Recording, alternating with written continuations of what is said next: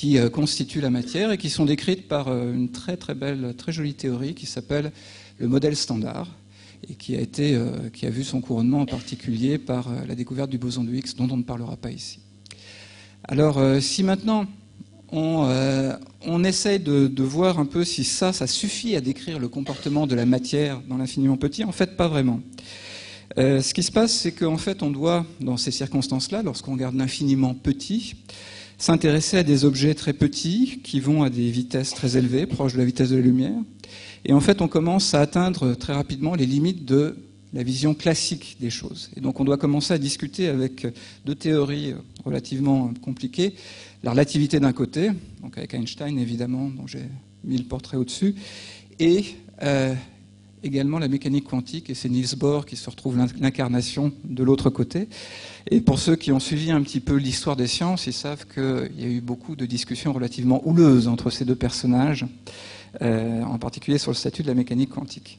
Il se trouve que là, nous, en particulier les théoriciens qui travaillent sur la matière à ces échelles-là, sont amenés à essayer de mettre ensemble ces deux grandes théories et à les faire cohabiter. Alors, heureusement, on y arrive. Mais ça a des conséquences relativement inattendues, à savoir que, par exemple, la fameuse équation d'Einstein, E égale mc2, elle aboutit à quoi? Elle aboutit à l'équivalence entre énergie et masse. Ça se manifeste d'une façon relativement inattendue dans le cadre de l'infiniment petit, c'est que si vous fournissez suffisamment d'énergie, vous pouvez créer de la matière. Plus exactement, ce que vous allez faire, c'est que vous allez créer une paire constituée d'une particule et de ce qu'on appelle son antiparticule. Donc vous pouvez faire de cette manière-là une conversion d'un côté à l'autre entre énergie et masse. Cette antiparticule, elle a la même masse, mais une charge électrique opposée.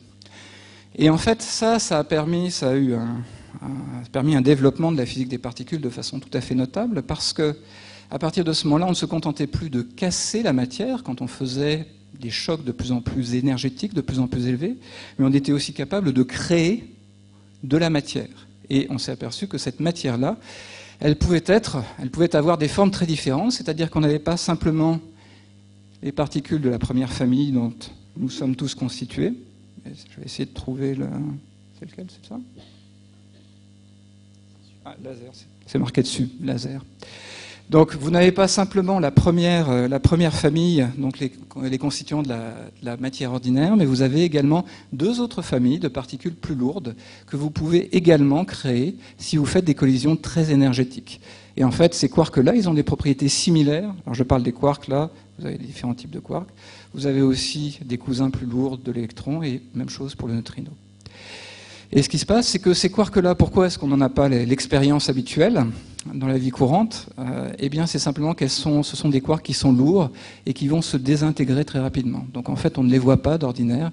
Il faut être dans des collisions très énergétiques et être là au bon moment pour les identifier parce qu'elles vont se désintégrer très rapidement. Alors en fait, une fois qu'on a abouti à cette vision-là très analytique, je casse en petits morceaux. Il faut après réussir à recoller les bouts pour reconstituer la matière. C'est bien beau de savoir que la matière, c'est des quarks mis ensemble qui sont à l'intérieur de protons et de neutrons, mais comment est-ce qu'ils tiennent ensemble? Eh bien en fait, l'idée, c'est que vous avez des interactions qui vont en fait faire discuter entre elles toutes ces particules, et c'est ça qui va être responsable du fait que, par exemple, les quarks sont maintenus à l'intérieur des protons et des neutrons. Cette interaction-là, c'est ce qu'on appelle l'interaction forte, pour une bonne raison, c'est qu'elle est effectivement très forte. C'est d'ailleurs en particulier grâce à elle que les noyaux ne partent pas en miettes, parce qu'a priori, vous avez des noyaux qui sont constitués de protons chargés tous positivement, de neutrons qui sont neutres. Si vous n'aviez que l'interaction électromagnétique, tout le monde aurait tendance à se repousser et vous n'auriez pas de noyau. Si le noyau tient ensemble, c'est parce que vous avez l'interaction forte qui va contrebalancer les constituants, protons et neutrons, et qui va maintenir tout ce beau monde ensemble. Alors, quand on fait de la physique des particules, donc ça c'est le petit cartoon que vous avez au-dessus, là, vous avez votre quark, vos quarks UUD qui sont maintenus ensemble à l'intérieur de votre proton, et comment est-ce qu'ils le sont? Ils sont grâce à ce qu'on appelle des gluons. Alors, qu'est-ce que c'est que ces choses-là? Alors, c'est... Pour des gens qui sont de ma génération, c'est amusant d'ailleurs les gluons, parce que ça rappelle Téléchat. C'est une émission pour enfants quand j'étais petit. C'était mon premier contact avec les gluons d'ailleurs. Alors qu'est-ce que c'est que ces gluons? Je vais passer par un petit détour par une interaction qu'on connaît un peu mieux, parce qu'on en a un peu plus d'expérience, c'est l'électromagnétisme. Donc l'électromagnétisme, quand on le voit avec la lunette de la physique des particules, ça fonctionne comment? En fait, vous avez des charges qui se repoussent à distance, de charges positives qui se repoussent à distance. Comment est-ce qu'on obtient ça?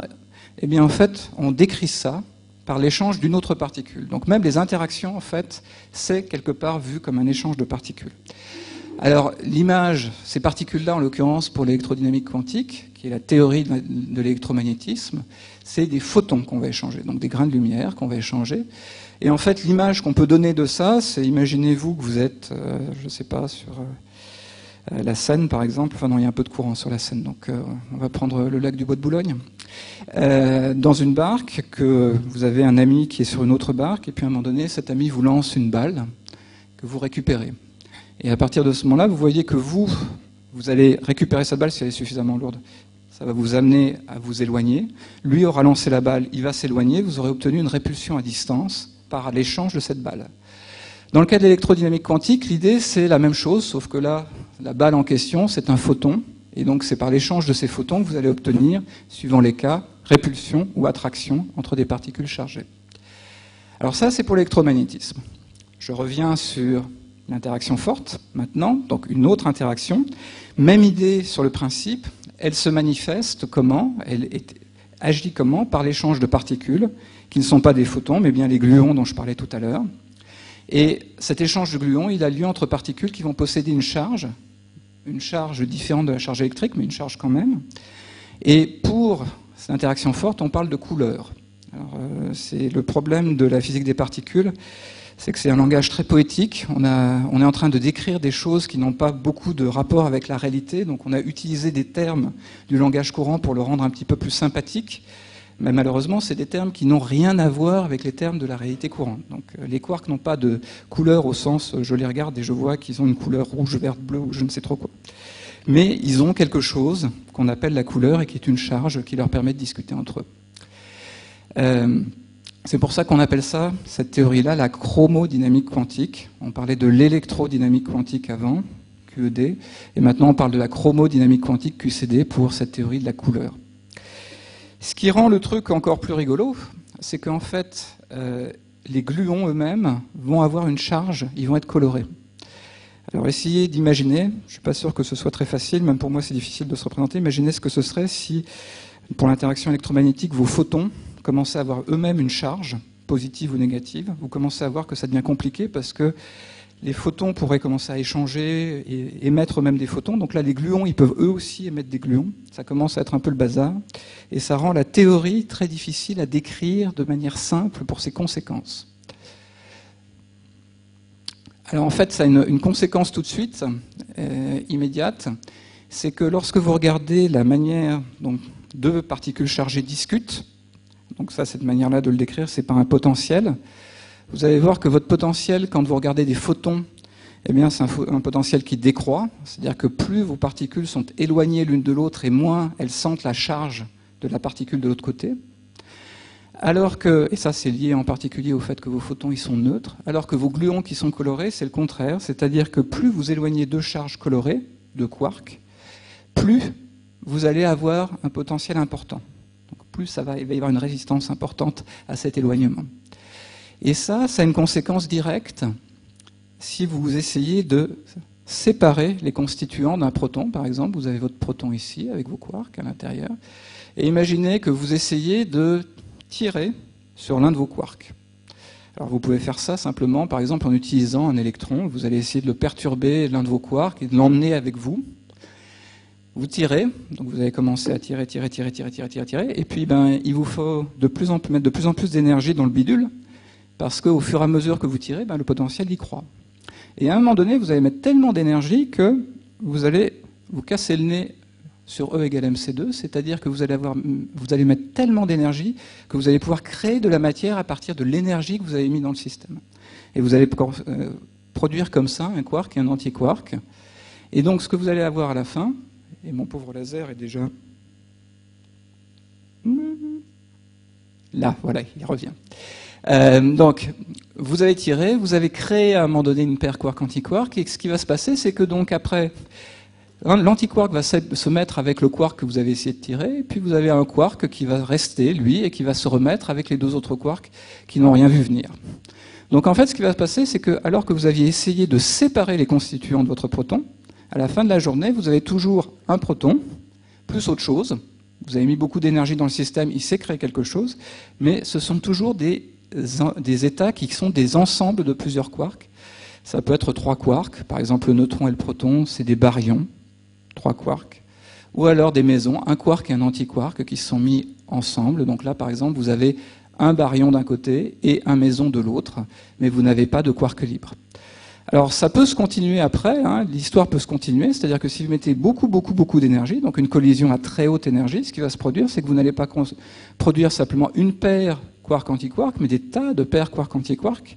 Et donc à la fin, votre collision, elle va vous donner toute une gerbe de particules qui seront des amas, des ensembles de quarks et d'antiquarks, tous ensemble.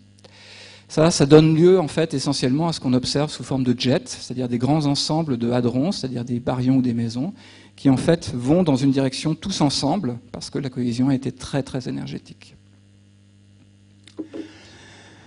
Alors ça vous dit quoi? C'est que ce qu'on connaît, ce qu'on a vu, c'est donc des ensembles de plusieurs quarks ou d'un quark et d'un antiquark.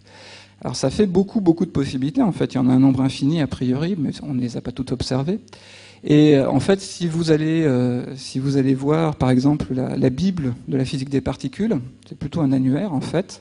Ça s'appelle le Particle Data Book, qui rassemble toutes les propriétés des particules connues. Ça peut être les particules élémentaires ou des particules composites, comme celles que je viens de décrire, qui sont 3 quarks ou un quark et un antiquark. Et en fait, c'est un pavé énorme, quoi. C'est vraiment un bottin. D'ailleurs, c'est pour ça que Pauli, à une époque, et on était encore que dans les années 50 quand il a dit que franchement, toutes ces particules, à la fin, s'il était capable de connaître leur nom par cœur, parce qu'il y a beaucoup de noms différents, il serait devenu botaniste. Il y a effectivement toute une zoologie des noms qui ont été attribués à ces particules composites. Alors, ce qui s'est passé, c'est que donc on avait cette zoologie, on a réussi à expliquer une partie des propriétés de ces particules composites en invoquant cette notion de quark, mais on ne les avait pas vus. Alors, est-ce qu'on les a vus finalement? C'est un petit peu ambigu comme réponse, c'est-à-dire que par exemple, on a réussi à sonder la structure des protons en envoyant des électrons à très haute énergie. À l'époque, on était à une dizaine de gigaélectronvolts. Alors le gigaélectronvolt, c'est l'unité. L'électronvolt, c'est l'unité favorite de la physique des particules. Hein. Vous prenez un électron et vous le soumettez à un potentiel de 1 volt et vous lui avez fourni une certaine énergie de cette manière-là. Vous appelez ça l'électronvolt. Alors ça, c'est très pratique pour décrire en particulier les énergies qui interviennent au niveau de l'atome. Hein, l'énergie de liaison entre un électron et un noyau, c'est de cet ordre-là. Par contre, quand on fait des collisions beaucoup plus énergétiques, et maintenant on est nettement au-delà du gigaélectronvolt, donc là on est au milliard d'électronvolts, on est obligé d'utiliser des préfixes plus ou moins amusants, donc là on est au milliard d'électronvolts, le GeV, qui correspond à peu près à l'énergie de masse, l'énergie que vous auriez à partir d'un proton si vous le convertissiez complètement en énergie. Alors on a fait des collisions entre un électron et un proton à ces énergies-là, et on était très contents en 1967 à le faire. Et on a vu qu'il y avait des moments où on commençait à voir de la sous-structure à l'intérieur de nos protons. Et en fait, on a réussi à accommoder ça, là encore, avec l'image de 3 quarks à l'intérieur du proton. Alors c'est déjà mieux, c'est pas encore voir, mais c'est déjà pas mal. Une autre chose qu'on a réussi à faire, c'est de tester cette vision de l'interaction forte que je vous ai décrite. Alors ça, on a pu le faire de différentes manières, soit par des calculs analytiques, donc là, papier-crayon, soit par des simulations numériques à l'aide de superordinateurs. Donc ça, c'est ce que vous voyez ici, c'est le genre d'ensemble d'ordinateurs qu'on peut mettre en œuvre pour résoudre QCD numériquement, résoudre l'interaction forte numériquement. Et ce qui se passe, c'est que ce qu'on voit, c'est que quand on a testé l'interaction forte sur une échelle allant de 1 à 1000, en termes d'énergie mise en jeu, et qu'on décrit la force de cette interaction sur ce domaine-là, en fait, on est capable de mesurer la force de cette interaction, et toutes les mesures sont en extrêmement bon accord avec ce que la vision de l'interaction forte nous donne en termes d'échange de gluons. Donc tout ça, ce sont des indications qu'effectivement, on comprend assez bien, et même très bien, ce que c'est que l'interaction forte, comment est-ce que les différents constituants, les quarks, s'assemblent ensemble pour former les protons et les neutrons qu'on a pu mettre en évidence par ailleurs. Mais les quarks tout seuls, non. Le seul qu'on réussit à voir, c'est le top, parce qu'il est très lourd, et on arrive à le voir directement dans des accélérateurs, mais les autres, on n'est pas en mesure de le faire. Alors, comment est-ce qu'on peut essayer de dépasser ce problème-là, ou en tout cas de mieux comprendre dans d'autres environnements l'interaction forte? L'idée, ça peut être d'essayer de sortir de cette vision-là, ou de cette situation-là, où les quarks sont bloqués, prisonniers à l'intérieur de leurs protons et de leurs neutrons. On parle de confinement, on dit qu'ils sont confinés à l'intérieur des protons et des neutrons. Alors, il y a une situation très similaire qui existe quand on est en train toujours de faire l'analogie avec l'interaction électromagnétique. C'est ce qu'on appelle le plasma. Alors le plasma, c'est quoi? C'est essentiellement quand j'ai un gaz avec des atomes, et puis à un moment donné, je fournis suffisamment d'énergie, j'agite suffisamment ça, pour que, à un certain moment, je commence à séparer électrons et noyaux. Et ce que j'ai, c'est plus un gaz d'atomes, mais c'est une espèce de bouillie, de soupe d'ions chargés positivement et d'électrons chargés négativement. Donc ça, c'est le plasma électromagnétique. On peut imaginer, au moins en principe, se dire peut-être qu'on pourrait faire la même chose avec l'interaction forte. On va essayer d'agiter le bidule suffisamment pour que on n'ait plus des protons et des neutrons séparés, des hadrons, mais vraiment qu'on sépare les constituants en une espèce de bouillie de quarks et de gluons. Et donc, à partir de ce moment-là, les charges, ça ne sera pas les charges électriques, là, ce sera les charges de couleur, elles seront visibles, et donc on aura des quarks qui seront plus visibles. Alors, dans les deux cas, comme j'ai dit, ce qui se passe, c'est qu'il faut que le milieu soit agité et dense pour qu'on ne retombe pas à la situation antérieure d'un gaz. C'est-à-dire que si vous commencez à séparer les constituants, mais que vous les laissez tranquilles dans leur coin, ils vont avoir tendance à se remettre ensemble et à reformer l'état antérieur. Et donc, à partir de ce moment-là, il faut garantir qu'on va réussir à mettre suffisamment de punch dans le milieu pour rester dans cet état-là.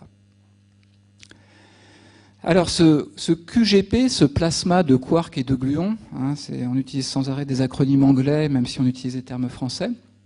Si je veux savoir à quelle température ou à quelle densité je dois aller, eh bien, c'est nettement plus compliqué que pour un plasma ordinaire, que je pourrais obtenir dans des conditions proches de celles de la vie courante. Donc en fait, là, on est avec une température qui est de 2000 milliards de degrés, par exemple. Alors c'est un peu plus modeste quand on le retraduit dans des unités plus habituelles à la physique des particules, mais on est quand même à des énergies relativement élevées. On est à 170 millions d'électronvolts. Ça correspond à peu près, traduit à 100 000 fois la température au cœur du Soleil, ce qui n'est pas tout à fait facile à obtenir. Et si on veut réussir à faire ça en termes de densité, eh bien, il faut qu'on dépasse très nettement la densité habituelle qu'on voit dans la matière nucléaire. C'est un peu logique. C'est un état de la matière qui doit être dans des conditions assez différentes de celles de notre sens commun. Donc vous voyez que vous êtes dans des densités très très élevées quand vous les ramenez à des situations des unités de la vie courante. Et en fait, l'idée, c'est que vous avez donc deux axes. Vous pouvez jouer sur la densité, vous pouvez jouer sur la température. Nous, on se balade ici, dans la matière nucléaire ordinaire. Si vous commencez à agiter tout ça, ça va rester de la matière confinée sous forme de hadrons, donc ça va rester des protons, des neutrons, des mésons, des baryons, agités, donc ils bougent dans tous les sens, mais néanmoins, ils restent quand même sous leur état confiné. Et puis, à un moment donné, où une fois passé les bornes, il n'y a plus de limite, et donc à partir de ce moment-là, vous réussissez à libérer les constituants, et c'est le domaine du plasma de quarks et de gluons, qui est un nouveau terrain incognita pour l'instant, enfin pas plus vraiment, mais qui est à explorer en tout cas.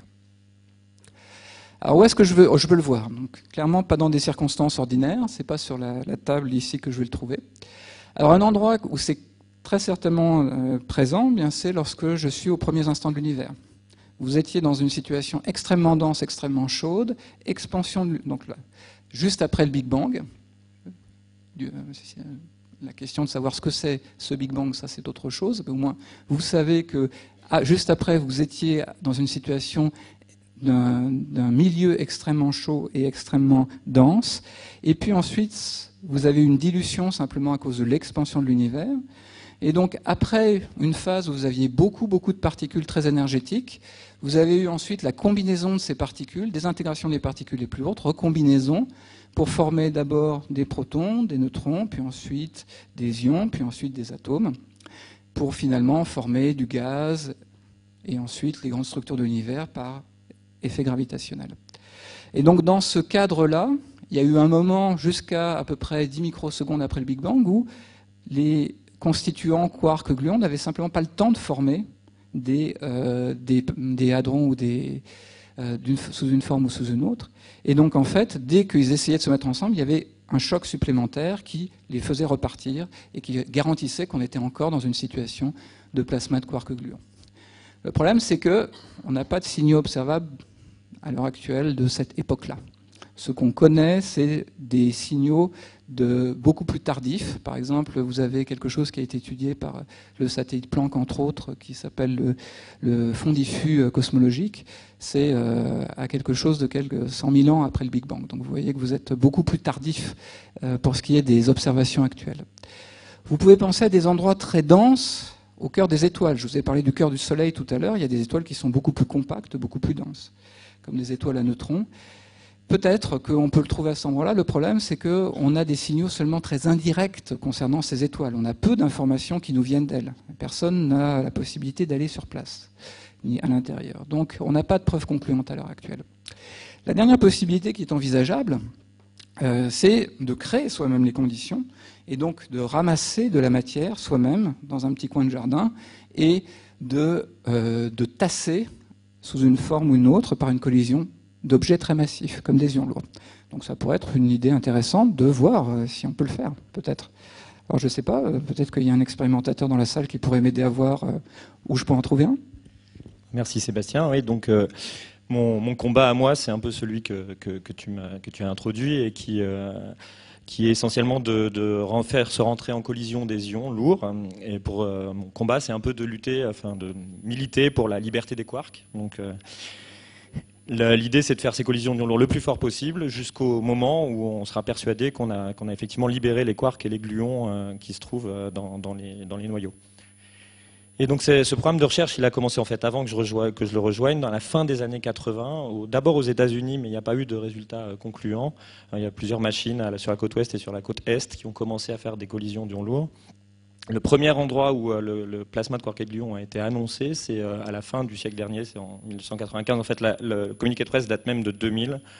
Je vais vous le montrer un plus tard dans la présentation.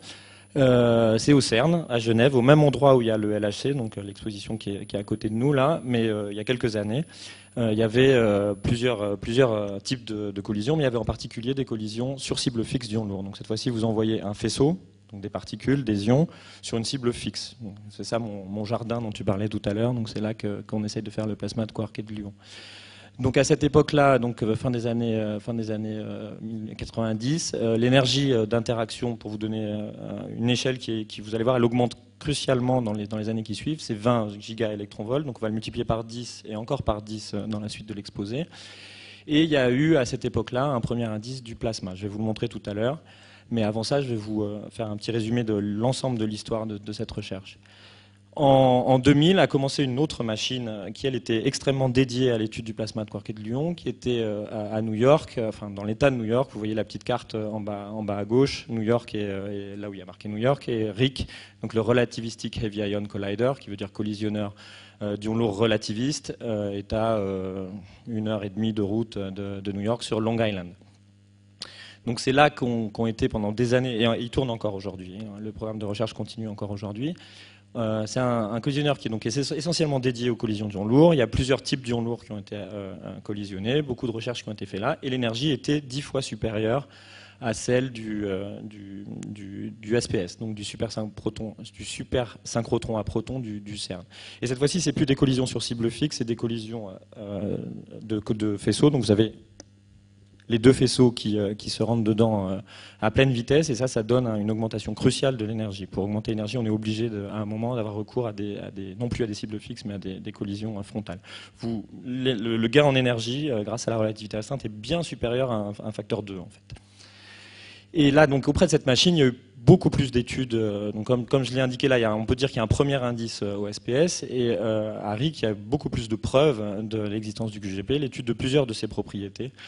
Voilà. Donc là, vous voyez donc à gauche la petite carte, à droite une vue aérienne de l'accélérateur. Donc vous voyez une forme d'accélérateur classique, circulaire. Il est en surface, contrairement au LHC qui est enterré à plus de 100 mètres sous terre.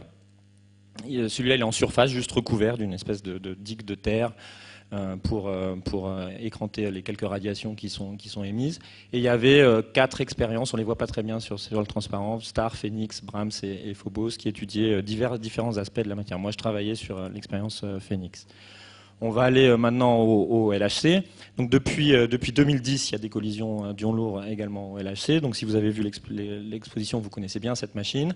C'est une machine qui est d'abord dédiée à la découverte de particules nouvelles. Elle a été essentiellement conçue pour rechercher le boson de Higgs, et vous savez qu'il a été découvert.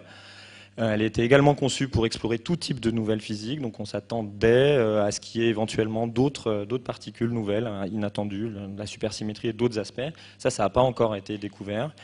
Ça le sera peut-être dans les années à venir. Et ça, pour faire ces découvertes-là, vous faites se collisionner ensemble des protons, donc des objets assez élémentaires, le plus fort possible. Vous mettez énormément d'énergie, et par la petite équation E égale mc2 qu'a introduite Sébastien tout à l'heure, vous espérez qu'en mettant suffisamment d'énergie, vous allez ouvrir le champ à des nouvelles masses qu'on n'avait pas encore vues jusque-là. Mais le LHC ne fait pas que des collisions de protons sur des protons, il fait aussi des collisions d'ions lourds jusqu'à une énergie là, de 2,76 TeV. Donc le TeV, c'est 1000 fois le GeV. C'est 14 fois l'énergie qu'on avait à RHIC. Donc là, il y a encore un bond d'un facteur 14 en énergie. Et sur ce programme de recherche, donc pour la traque du plasma de quark et de gluons, la lutte pour la liberté des quarks, il y a 3 expériences et la 4e contribue un tout petit peu également aujourd'hui, mais disons il y a une expérience qui était vraiment dédiée à cette étude. Puis il y en a une, on va voir combien il y a de physiciens sur cette expérience, mais il y a une expérience qui a été essentiellement conçue pour faire cette physique-là, même uniquement conçue pour faire cette physique-là, donc pour rechercher le plasma de quark et de gluons. Et puis les 2 autres grandes expériences, Atlas et CMS, qui sont celles qui ont découvert le boson de Higgs, sont suffisamment généralistes. C'est des expériences qui s'attachaient à pouvoir découvrir tout type de particules complètement inconnues. Donc elles ont été conçues pour couvrir un champ de physique très large, et donc elles se trouvent qu'elles sont aussi assez bien fabriquées pour étudier le plasma de quark et de gluons. Alors quelle est la différence entre le plasma de quark et de gluons qu'on a vu à New York au Relativistic Heavy Ion Collider et au LHC? Essentiellement, comme le bond en énergie nous donne une matière qui est plus chaude, qui va vivre un peu plus longtemps. Vous allez voir tout à l'heure que ça ne vit pas très longtemps. Beaucoup plus dense, et surtout parce que l'énergie est très élevée, on a des nouvelles sondes, on a des nouvelles particules qu'on peut observer, qu'on ne pouvait pas avoir à RHIC, et qui nous apportent des informations nouvelles sur le plasma. Donc avant de rentrer dans ce débat, je vais vous montrer quelques images. Donc ça, c'est l'expérience Alice. Alice au Pays des Merveilles, vous la connaissez, elle est à droite là. Le vrai nom ce qui se cache derrière le nom Alice, c'est Large Ion Collider Experiment, donc une expérience pour un grand collisionneur d'ions. Donc Alice, vous la voyez ici, je l'ai mise en grand pour que vous puissiez la voir, mais si elle passait par la petite porte, elle aurait cette taille-là par rapport à l'expérience Alice qui est ici. Alors ça, c'est une expérience assez typique de physique des particules, avec beaucoup de détecteurs. Le point d'interaction est ici, un faisceau arrive ici, l'autre arrive de l'autre côté, il rentre en collision ici, et autour du point d'interaction, on dispose tout un tas de détecteurs pour observer plusieurs aspects des particules. Je vous en dirai un peu plus de transparent. Et donc dans Alice, il y a essentiellement deux appareils. Il y a ce gros appareil ici qui est un appareil assez classique, et puis il y en a un autre ici vers l'avant qui est un détecteur essentiellement des particules qu'on appelle les muons et qui permet d'accéder à d'autres aspects de la collision. On va voir maintenant une photo pour voilà, ça c'est l'expérience Alice, donc vue quand elle est ouverte, vue comme si on était les protons qui arrivaient, enfin on est un peu au-dessus du faisceau de protons, le faisceau de protons arrive par en dessous là. Vous voyez ici des gens pour vous donner une idée de la taille que ça a. Ils sont en avant-plan, donc je crois qu'il y en a un aussi ici. Donc vous voyez les faisceaux arrivent comme ça. Il y en a un autre qui arrive par derrière. Les détecteurs, vous les voyez ici. Le gros élément en rouge ici, c'est un aimant qui est en fait un élément qui a été récupéré d'une ancienne expérience de l'ancien accélérateur du CERN, et qui sert essentiellement à courber les particules pour pouvoir mesurer leur énergie, très essentiellement. Et donc vous voyez ici, tout ça, ce sont des détecteurs. Là, elle est ouverte, elle n'est pas en fonctionnement, évidemment, il y a des gens. On voit les portes, là, on voit les portes de l'aimant sur les côtés. Ça se referme quand on est en collision, ça se referme et l'expérience est complètement hermétiquement close. Sur la diapositive suivante, on voit l'expérience sur laquelle moi je travaille, qui s'appelle CMS, qui est un nom beaucoup moins sexy, on va dire. Ça veut dire Compact Muon Solenoid. Donc, comme je vous le disais, c'est une grosse expérience, assez généraliste. On est un petit peu plus que dans Alice. Je ne sais pas si vous avez vu tout à l'heure les nombres, mais on parle de milliers de physiciens pour toutes ces expériences-là. Nous, on est 2000, officiellement, on est 2680. On vient de 182 instituts qui sont dans 42 pays. Et un peu plus grosse qu'Alice, mais c'est le même ordre de grandeur. C'est une expérience qui fait 15 mètres de haut, 21 mètres de large. Donc de haut, comme ça, 21 mètres de large. Vous avez toujours ici un petit bonhomme pour donner une idée de ce que ça ressemble. Quand on est dans la caverne à côté, c'est assez impressionnant, je peux vous dire. Et elle pèse, c'est la plus lourde des expériences du LHC, elle pèse 12 500 tonnes. Alors de même, si on va sur la diapositive suivante, vous allez voir une photo. Alors on ne le voit pas, mais il y a quelqu'un ici. On ne voit pas parce qu'il y a un peu trop de lumière. Il y a une tête ici tout en bas, mais bon, vous vous souvenez de l'échelle, ça c'est 15 mètres en gros, donc c'est 5 étages. Elle est prise là de profil, les faisceaux arrivent de droite. Voilà, ils arrivent de droite et de gauche. Le point d'interaction est ici. L'expérience est ouverte quand ça fonctionne. C'est fermé, c'est-à-dire que cet ensemble-là est rapproché de celui-ci et tout s'emboîte parfaitement. C'est une expérience assez impressionnante en taille. Alors, si on passe sur la diapositive suivante, c'est pour vous donner une petite idée de à quoi servent tous ces détecteurs. Donc la stratégie dans des expériences de physique des particules, et c'est à peu près la même pour toutes les expériences, c'est de mettre une succession de détecteurs qui ne sont pas sensibles aux mêmes aspects. Alors ça, c'est une tranche de CMS. C'est si le point d'interaction est maintenant ici, et vous découpez une tranche de CMS. Alors donc en vrai, c'est un grand cylindre qui fait tout ça. Donc là, on regarde juste une petite tranche. Et donc je vais vous guider à travers les technologies qui sont utilisées ici. Donc on commence en général par mettre une série de couches qui mesurent le passage des particules chargées. Donc les particules neutres ne sont pas détectées ici, qui sont des détecteurs à silicium et qui permettent de mesurer donc toutes les particules chargées. Il y a un énorme champ magnétique qui en fait est créé par cet ensemble-là, qui courbe les particules chargées. Vous voyez que par exemple la particule rouge est assez courbée ici. Et donc ça permet de mesurer l'énergie de la particule chargée en mesurant sa trajectoire ici. Donc voilà. Derrière ça, on met ce qu'on appelle des calorimètres, qui sont des détecteurs qui essentiellement arrêtent les particules. Donc l'énergie des particules est déposée dans les calorimètres, mais selon la grosseur, on va dire, enfin la densité du calorimètre, toutes les particules ne les déposent pas au même endroit. Donc il y a un premier calorimètre ici qui est en vert, qui est un calorimètre dit électromagnétique, qui arrête essentiellement les électrons et les photons. Derrière ça, on met un beaucoup plus gros calorimètre, qu'on appelle un calorimètre hadronique, qui lui arrête les hadrons, donc toutes les particules qui sont composées de quarks essentiellement. Donc ça, c'est l'ensemble en jaune.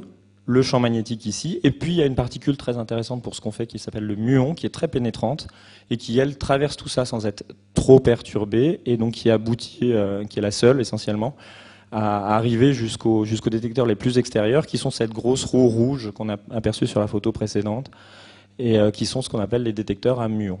Donc en combinant l'information de ces essentiellement 4 ensembles de détecteurs, on peut savoir en gros ce qu'on a comme particules. Donc là par exemple un muon, donc c'est les seules particules qui arrivent au fond. Un électron, c'est une particule chargée, donc elle aura été vue dans le silicium et elle aura déposé toute son énergie dans le calorimètre électromagnétique. Un photon n'est pas chargé, donc il aura aussi il n'aura pas déposé d'énergie ici, mais il aura déposé son énergie dans le calorimètre électromagnétique. Et puis les hadrons, c'est pareil. Donc un hadron chargé, on le verra dans le calorimètre hadronique et dans le tracker. Et un hadron neutre, on le verra que dans l'ensemble hadronique. Donc voilà, en gros, très schématiquement, pour vous donner une idée de ce qu'on est capable de faire. Quand on observe des particules, on est capable d'avoir une légère identification de leur type. Elle n'est pas absolue. Par exemple, je vous ai dit que c'était des hadrons. On ne sait pas forcément facilement séparer un pion d'un kaon, etc. Donc c'est une technologie qui a ses limites, mais qui permet quand même de faire énormément de physique. Alors si on passe à la diapositive suivante, donc ça c'est pour vous rappeler, enfin donc vous apprendre un peu le planning du LHC. Donc le LHC, comme je vous ai dit, il est essentiellement dédié aux collisions de protons-protons, découverte du boson de Higgs. Le programme d'ions lourds, c'est 1 mois par an, en gros. Donc on a le droit de collisionner des ions lourds pendant 1 mois par an. L'espèce qui est la spécialité du CERN, c'est le plomb. Alors c'est rigolo parce qu'aux États-Unis c'était l'or, en France, enfin en Europe c'est le plomb. Donc bon, ça a peut-être moins de chance, mais c'est des très petites quantités. Hein. De toute façon, vous pouvez pas. Il y a beaucoup de gens qui ont fait des blagues sur la transformation du plomb en or ou des choses comme ça, mais c'est. Et donc ça a commencé en décembre 2010 avec un premier lot de collisions plomb-plomb. Et puis on en a pris un deuxième une année après, avec 20 fois plus de collisions. Donc on a accumulé une statistique nettement supérieure. Donc ici, c'est en fonction du jour, la quantité de données, donc la quantité de collisions amassées. Donc en 2011, c'était ça. Non, c'est l'inverse d'ailleurs, évidemment. En 2010, c'était ça, et en 2011, c'est ça, 20 fois plus. Et un point qui est important, en février 2013, donc il n'y a pas si longtemps que ça, hein, on a acquis des données qu'on appelle de référence, c'est-à-dire on a fait des collisions proton-proton. Alors, au LHC, on en a fait plein, mais à la même énergie que l'énergie qui était faite pour les collisions plomb-plomb. Donc ça, c'est très important pour nous pour avoir des collisions de référence à laquelle se comparer. Et puis aussi des collisions proton-plomb. Donc là, on fait un système hybride, un proton sur un plomb. On ne s'attend pas à ce que le plasma de quark et gluon soit créé dans ces collisions-là, parce que le proton est trop petit. Mais on s'attend par contre à ce qu'il y ait certains effets nucléaires parce qu'on a un plomb de l'autre côté. Donc ces deux sets de collisions nous permettent nous servent de référence. Et vous verrez qu'à la fin de l'exposé, on reviendra sur ces collisions-là qui sont révélées assez mystérieuses. Alors ça, c'est un événement, une collision plomb-plomb dans l'expérience ALICE. Alors chaque petit trait jaune, vous voyez, il y en a quand même pas mal. Hein. Je vous laisse un peu de temps pour vous accommoder à cette image. Chaque trait jaune qui part du centre, c'est une particule. Donc dans une collision d'ion lourd, voilà le genre d'événement qu'on a à gérer. Il y a énormément de particules qui sont produites. Sur la diapositive suivante, il y en a un autre. Alors là, c'est encore ALICE dans un logiciel différent de visualisation. Donc c'est pareil, chaque trait, donc cette fois-ci de différentes couleurs à gauche, ce sont des particules dans le détecteur central d'ALICE. Et puis je vous ai dit qu'il y avait un détecteur vers l'avant, donc c'est celui qui est en vert ici, qui lui est un détecteur à muons. Donc il y a beaucoup moins de particules. Les autres particules sont filtrées, il n'y a que des muons, donc il y a quelques muons qui vont vers ce détecteur-là. Et puis si on regarde la diapositive suivante, c'est la même chose dans CMS cette fois-ci. Donc là, les particules sont rouges et jaunes, et en vert, ce sont les dépôts dans les calorimètres calorimétriques, enfin dans les calorimètres.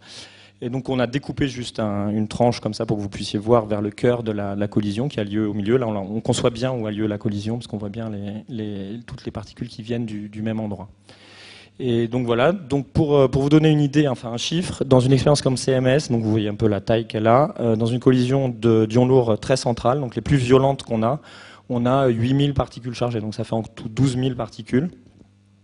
Puisque les particules neutres comptent en gros pour un tiers supplémentaire. Donc il y a 12 000 particules qui sont fabriquées. Et puis peut-être pour conclure cette introduction un peu expérimentale, je vais vous montrer si ça marche. Voilà. La même chose mais animée cette fois-ci. Donc vous voyez les faisceaux qui arrivent, là les petites choses bleues. C'est dans CMS. Collision au centre de CMS. Tout ça, ce sont des particules qui sont fabriquées. On voit les dépôts calorimétriques. Là, le trait qui part vers le loin, c'est un muon. Il y a un deuxième événement, il y a deux événements l'un à la suite de l'autre en boucle. Collision, multitude de particules, dépôt calorimétrique, et là, il n'y a pas de muon, vous ne voyez pas de trace qui part.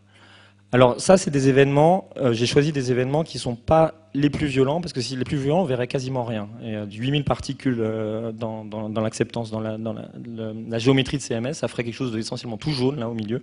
Et donc vous ne percevriez pas à l'œil nu la complexité de ces collisions. Et c'est un peu mon problème à moi, expérimentateur, c'est-à-dire que je récupère 8000 particules dans mon détecteur.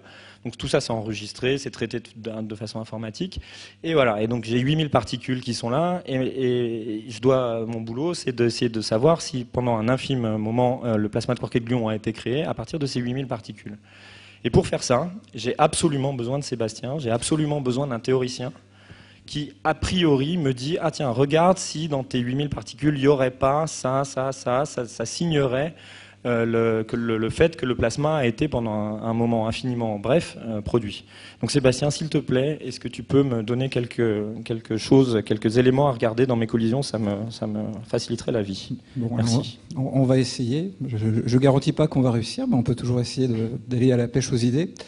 Alors, si on pense un petit peu à ce qu'on essaye de faire, donc là on a ces collisions d'ions lourds qui sont analysé avec beaucoup de soin, mais c'est quand même très complexe. Donc on est obligé de chercher des signaux précis dans tout ça. On ne peut pas se contenter simplement de partir à la pêche aux informations en espérant que ça va se voir comme le nez au milieu de la figure. Qu'est-ce qu'on sait essentiellement? C'est un état dense et chaud, et on sait aussi que ça ne va pas durer très longtemps. En fait, là, dans les conditions où on est, dans le meilleur des cas, on va être 10 puissance moins 22 secondes. Donc ça ne va pas être évident d'être exactement au bon endroit au bon moment. Le deuxième problème qu'on a, c'est que ce qu'on voit à la fin de la journée dans les détecteurs et dans les événements qu'on vous a montrés, c'est effectivement à nouveau des hadrons. C'est à nouveau des particules formées de quarks et de gluons ensemble. Donc en fait, quelque part au milieu, on espère que ce plasma s'est formé, mais ensuite ce qu'on récupère comme information derrière, ça va être de l'information où déjà il y a eu un réencodage, on est reparti vers quelque chose qui ressemble plus à l'état de la matière ordinaire. Donc ce qu'on peut essayer de faire, c'est trouver des sondes qui vont permettre d'identifier si on a atteint des températures et des densités suffisantes pour être déjà sorti de cet état de matière ordinaire au milieu. Et parmi ça, on a identifié quelques idées différentes et on va les voir ensemble, les unes derrière les autres, pour essayer de voir différents aspects. Donc, dans certains cas, on va plutôt se poser la question de savoir si on est déjà dans une situation de déconfinement, où il y a déjà des quarks libres qui se baladent, et pas simplement des étaliers. Dans d'autres cas, on va s'intéresser à la température, mesurer la température du milieu qu'on a créé. On va aussi essayer de voir si on a atteint une densité suffisamment élevée pour atteindre cet état. Et puis on va essayer de voir aussi quelles sont les propriétés de ce milieu. Est-ce qu'il y a des phénomènes collectifs qui sont intéressants? Et par exemple, on va s'intéresser à des choses qui ressemblent à des questions de dynamique des fluides, comme la viscosité de ce milieu. Quelle est-elle? Et le fait est que chacune de ces sondes a son intérêt, mais on va ensuite essayer de les croiser, de les mettre ensemble pour essayer d'avoir une image cohérente de ce qui se passe. Pour savoir si on est bien en présence d'un plasma de quark gluon ou si c'est simplement d'autres effets, des effets de la matière nucléaire, qui sont des effets compliqués. Je vous ai dit que l'interaction forte est difficile à comprendre en général, mais peut-être que c'est simplement des effets beaucoup plus ordinaires de la vie courante auxquels on assiste dans ces cas. Et donc on va essayer de mettre ces infos ensemble. Donc en fait, la première idée, qui est celle qui s'adresse plutôt à la question de savoir si on a déjà atteint une situation de déconfinement, c'est l'étude de ce qu'on appelle les quarkonia. Alors les quarkonia, c'est quoi? C'est des particules qui sont constituées d'un quark et d'un antiquark, même type, lourd. Par exemple, ça peut être le charme et l'anticharme, ou le bottom et l'antibottom. Alors ça, je vous ai dit que lorsqu'on a une collision très énergétique, on a souvent ce genre de choses qui se produisent. C'est-à-dire que l'énergie, je la transfère, je la convertis en une paire quark-antiquark. Donc fréquemment, dans ces collisions très énergétiques, je vais avoir, par exemple, un C et un C bar qui vont être créés en même temps. La question est de savoir si ensuite ils se mettent ensemble pour former ce qu'on appelle cet état composite qu'on appelle le quarkonium.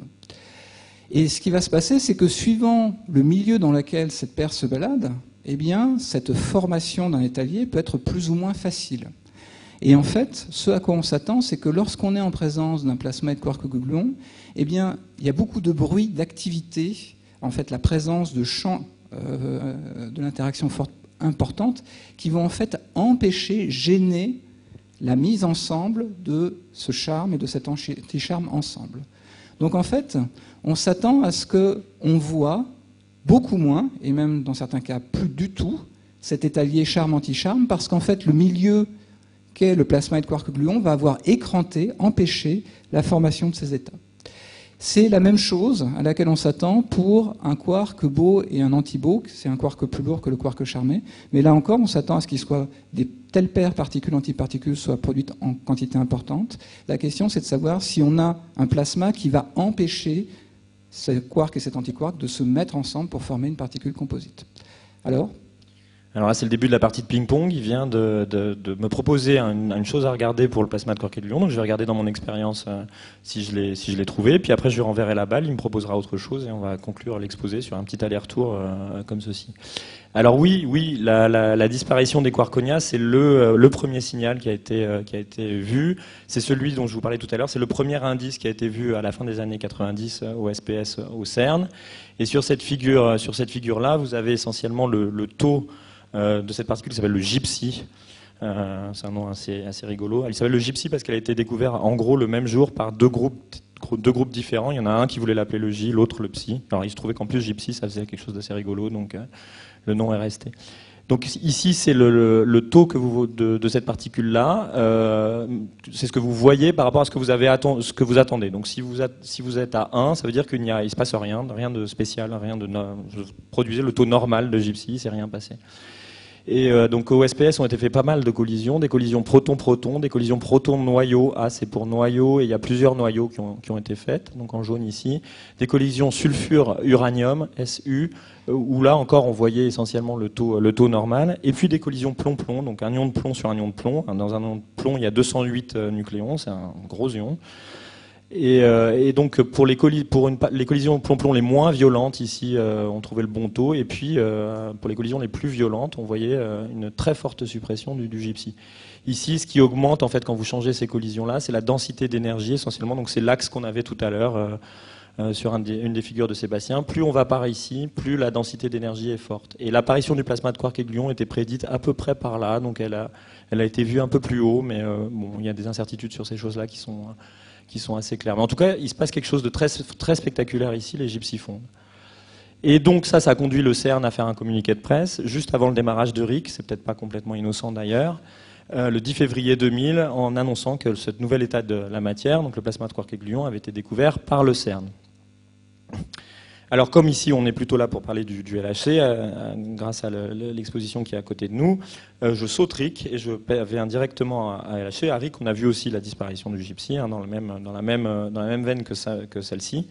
Ce qui se passe au LHC, c'est qu'on a accès, comme je vous l'ai dit tout à l'heure, à des nouvelles sondes. Parce que l'énergie a beaucoup augmenté, on peut regarder des nouvelles particules. Et ce qu'on peut regarder au LHC, c'est non plus les quarkonia qui sont faits d'un quark charme et d'un anti-charme, mais ceux qui sont faits d'un... Toi, tu as dit bottom, moi je dis beau. Il y a une ambiguïté, on peut dire bottom ou beau comme vous préférez.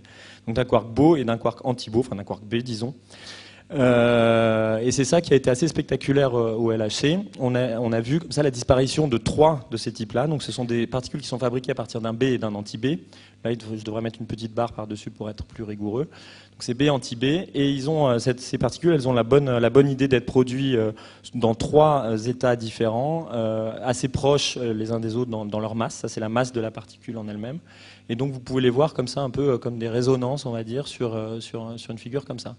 Et donc en bleu, c'est ce que vous attendez pour la première d'entre elles, la deuxième d'entre elles, la troisième d'entre elles. On appelle ça le Y 1S, 2S, 3S, jargon technique. Et en rouge, c'est ce qu'on a vu. Donc vous voyez très bien comme moi, et vous êtes à ma place là, c'est une figure que j'ai vue là-bas, et quand je l'ai vue, j'étais assez surpris, enfin, j'étais content. Et donc vous voyez comme moi que le 1S, il est en gros supprimé d'un facteur 2. On en voit la moitié de ce qu'on attend, en gros, hein. Le 2S, il est extrêmement supprimé, on en voit encore un tout petit peu ici, et le 3S, on ne le voit pas du tout. En fait, on a peut-être un tout petit indice ici, mais on le voit très peu. Et donc ça, voilà, donc ça c'est une très forte preuve que les quarkonia disparaissent dans le plasma.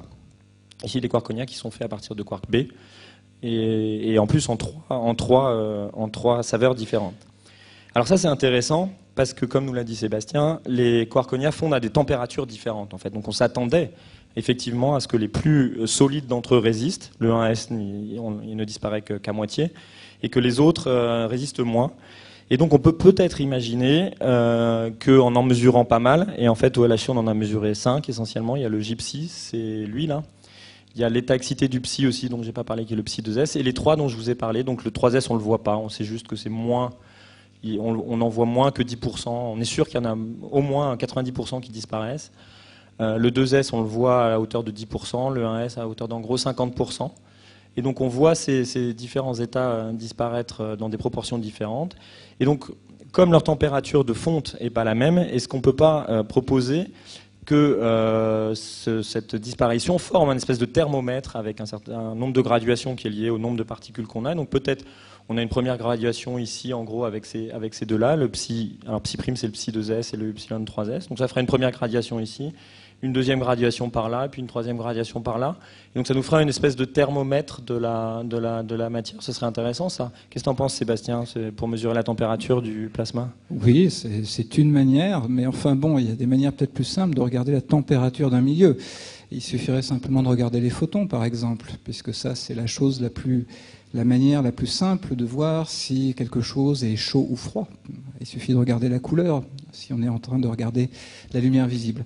Donc là, évidemment, on n'est pas dans de la lumière visible, mais par contre, L'idée, c'est que votre plasma, il va émettre des photons et le spectre, donc la répartition sur les différentes énergies de ces photons, vont vous donner une indication de l'état dans lequel vous vous trouvez. Alors la difficulté, c'est que si vous faites ça, si vous regardez vos photons, il y en a qui viennent non seulement du plasma de quark et gluons, mais il y a aussi des tas d'autres phénomènes qui ont lieu, et d'ailleurs il y a des phénomènes extrêmement violents. Avant qu'on ait réussi à former ce plasma, on a fait une collision avec une très forte énergie, donc on s'attend à avoir aussi des photons qui viennent simplement de la collision elle-même, avant que le plasma ne soit formé, et ceux-là vont être extrêmement énergétiques. Mais par contre, il y a certainement une fenêtre qui va nous permettre d'accéder à des phénomènes qui seraient liés à la formation de ce plasma. Et donc, à partir de ce moment-là, on pourrait regarder le spectre pour essayer d'avoir une température moyenne, c'est-à-dire non pas d'aller sur les 5 graduations que Raphaël vous a montrées, mais carrément avoir une mesure plus précise de l'endroit où se trouve la température précisément. Je suppose que vous avez essayé de regarder ça aussi, non, quand même? Oui, alors moi je ne l'ai pas fait, mais l'expérience concurrente l'a faite, oui. Non, Alice, donc Alice au pays de la matière primordiale, Alice l'a fait, oui. Et ils ont même le record dans le Guinness World Book, donc dans le livre des records Guinness. Ils ont le record de la plus forte température fabriquée de main d'homme, donc le highest man-made temperature. Donc le record était auparavant détenu par Rick et il vient d'être battu par le LHC. Donc le LHC est, d'après ce qui est quand même une autorité scientifique en la matière, hein, bien sûr, le livre Guinness. Et donc le record de température fabriqué par l'homme est détenu aujourd'hui par le CERN, par le LHC au CERN. Et c'est essentiellement lié à cette figure-là, qui est inspirée par ce que nous a dit Sébastien. Donc ça, c'est l'énergie des photons qu'on voit. Et ça, c'est le nombre de photons qu'on voit. Et ça, c'est une échelle, pour ceux qui savent, qui connaissent, une échelle logarithmique. Donc entre chaque graduation, ici, on multiplie par 10 le nombre qu'on voit. D'accord ? Et donc à grande énergie, relativement grande énergie ici, on voit des photons tels qu'on les attend, ce qu'on appelle ce que Sébastien listait comme photons énergétiques. On voit essentiellement ce qu'on attend. Ils sont là, ils sont pas perturbés par le plasma, puisqu'ils sont des photons, ils sont insensibles à l'interaction forte, on les voit exactement comme on les attend. Et en revanche, à basse énergie, on voit un excès assez colossal. Hein, donc comme je vous disais, à chaque fois qu'on saute une graduation, ici on multiplie par 10. Donc on est passé, en gros, on a presque 2 ordres de grandeur ici, donc multiplié par 100, disons, le nombre de photons qu'on voit à basse énergie. Et donc justement, à partir de cet excès de photons, on peut effectivement, Sébastien, mesurer une température. Alors c'est une température moyenne, hein, c'est sans doute pas la température au début du plasma qui était encore plus chaude, mais c'est la température moyennée sur toute l'évolution du plasma. Donc c'est la température moyenne de cette chose-là. Et on obtient 300 MeV, donc dans notre unité à nous, c'est 4000 milliards de degrés. Et si je me souviens bien, dans ton transparent, tu nous parlais de 2000 milliards de degrés pour température prévue pour l'apparition du plasma de quark et de gluons. Bah là, on serait un facteur 2 au-dessus. Donc oui, on a mesuré, enfin ils ont mesuré, Alice a mesuré la température du plasma directement. Est-ce que tu peux nous proposer d'autres choses à regarder maintenant qu'on a mesuré la température ? Oui, on peut peut-être essayer de continuer dans la petite liste que j'avais en tête. Alors, par exemple, on peut essayer de regarder non pas simplement les photons, mais aussi les particules elles-mêmes qui sont émises. Donc, je vous avais dit que dans ces collisions très intenses, et d'ailleurs Raphaël l'a montré, on a des jets de particules qui peuvent se produire. Et donc en fait, ces jets de particules, c'est ce qui arrive lorsque j'ai émis un quark ou un gluon très énergétique, et puis ensuite il s'est fragmenté, si vous voulez, en un jet, toute une série, une ribambelle de particules composites derrière. Et si on regarde maintenant comment un quark très énergétique se déplace lorsqu'il est à l'intérieur d'un plasma de quark et de gluon, on s'attend à ce qu'il interagisse avec ce plasma de quark et de gluon et donc qu'il soit freiné par ce plasma de quark et de gluon, puisque c'est un quark qui se balade dans un milieu qui est justement un endroit où il y a des champs de l'interaction forte très intenses. De façon beaucoup plus importante que si on était en présence simplement de hadrons qui n'ont pas libéré leurs constituants, donc un gaz de hadron. Donc à partir de ce moment-là, on se dit les jets qu'on va produire, ça va être des jets qui vont avoir tendance à avoir été freinés, donc qui seront moins dynamiques, moins énergétiques que ceux auxquels on s'attendrait. Donc à partir de ce moment-là, on devrait se dire, s'il y a eu un QGP qui s'est formé, les quarks qui sont passés à travers et qui ensuite forment des jets devraient me donner des jets atténués. Donc on parle dans ce cas-là de jet quenching, lorsque on est en présence d'un plasma de quark et gluon. Donc ça aussi, c'est quelque chose, j'ai vu que tu avais plein de jets à disposition, donc ce serait quand même une bonne idée d'aller voir un peu ce qui se passe de ce côté-là, non ? Oui, alors ça c'est le signal qui a fait la gloire de Rick en fait. Donc c'est la chose qui a été vue à Rick avant d'être vue au LHC d'une autre façon, je vais y venir dans une seconde. Donc sur cette figure-là, c'est une figure du LHC, mais il y avait la même chose essentiellement à RHIC. Vous voyez alors c'est un peu comme tout à l'heure. Si vous êtes à 1 là, c'est que la particule n'est pas modifiée par le plasma. Il ne s'est rien passé. Vous voyez le taux normal de ces particules-là. Et il y a en particulier les photons d'assez haute énergie dont on parlait tout à l'heure, qui eux sont produits de façon conventionnelle. Ils ne voient pas le plasma, ils traversent le plasma. On obtient exactement ce qu'on voulait. Et puis 2 autres particules dont on n'a pas beaucoup parlé, qui sont les bosons électrofaibles WZ. Pareil, on obtient bien ce qu'on attend. En revanche, dès que vous regardez des hadrons, et ça c'est 2 types de hadrons différents, en bleu et en violet ici, dès que vous regardez des types de hadrons, vous voyez que vous n'obtenez pas du tout 1 ici, mais une assez forte suppression, un facteur en gros 1,5 à grande énergie ici. Et donc ça c'est la chose qui a été vue à RHIC et qui a été ce qu'on appelle le jet quenching dans le jargon, l'atténuation des jets on va dire en français, donc un espèce de freinage colossal des hadrons, donc en fait des quarks qui créent les hadrons à l'intérieur du milieu. Donc c'est vraiment vous avez un quark qui se retrouve à se propager, comme le disait Sébastien, à l'intérieur d'un milieu extrêmement dense. Donc il est freiné et à la fin il a moins d'énergie quand il s'en échappe. Donc les hadrons qui sont formés après l'existence du plasma sont de moindre énergie que ceux qu'on voit dans la matière ordinaire. Donc ça c'est une figure qu'on avait déjà à RHIC. Ce qui est un peu nouveau au LHC, c'est que plutôt que de regarder des particules toutes seules, des hadrons, on peut reconstruire complètement un jet. Donc, comme le disait Sébastien, un quark il se fragmente, il donne plusieurs particules. Il y a l'ensemble fait en principe un jet qui traduit la propriété du quark qu'il y avait initialement. Et ça, donc c'est ça qui est nouveau au LHC, c'est qu'on arrive à mesurer des jets complètement. On arrive à reconstruire l'ensemble d'un jet. Et de même, on voit que qu'ils sont supprimés par en gros un facteur 2. Alors là, c'est 2 types de jets différents, hein, en orange ici et en bleu. Ils perdent aussi une énergie colossale. Alors on peut se demander, parce que je ne sais pas si vous tenez à la conservation de l'énergie, moi j'y tiens pas mal, on peut se demander où est passée cette énergie. Et voilà.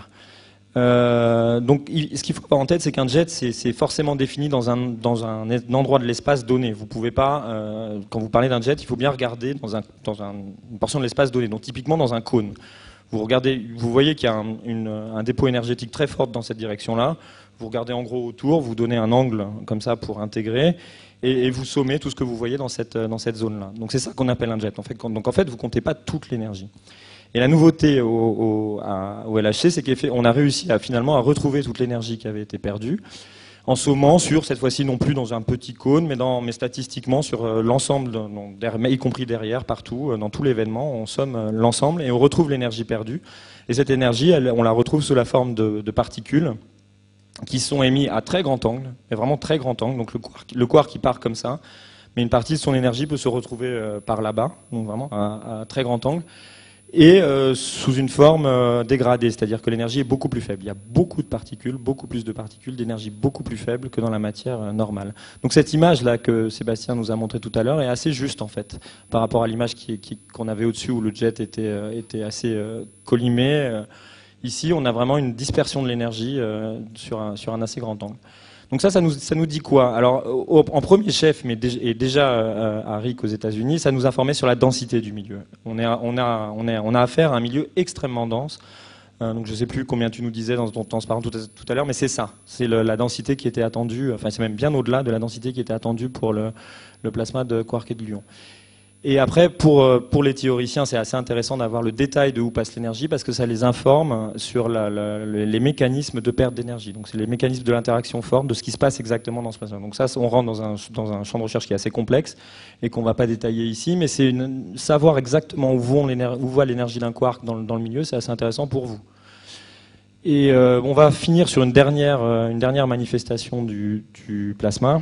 Oui, alors pour l'instant, on a essayé de voir un peu des aspects différents de ce milieu. On peut essayer même de le caractériser, pourquoi pas, même carrément en se disant, on va essayer de faire un milieu comme un fluide, quelque part, et voir ses propriétés. Alors il y a une manière de voir ce que c'est que ce milieu, ce fluide.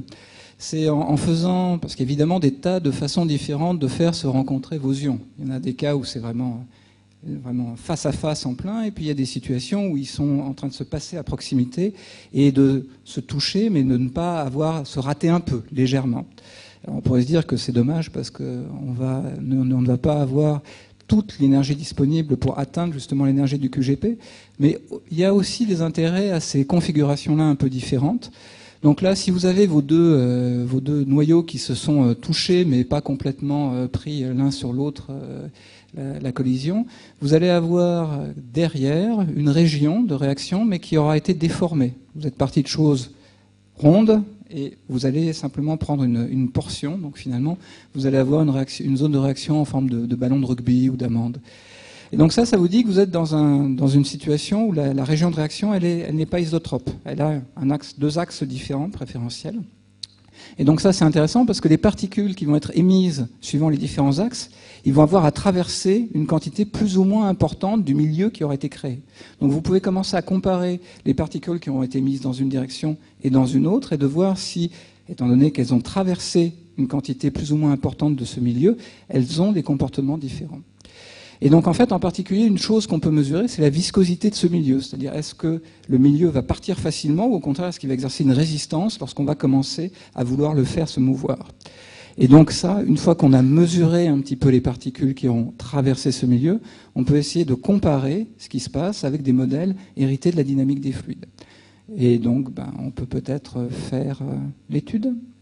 Oui, on va même s'inspirer directement de cette figure-là. Donc on va essayer de mesurer dans des collisions s'il n'y aurait pas plus de particules émises selon un des axes plutôt que l'autre axe, hein, comme tu nous l'as dit.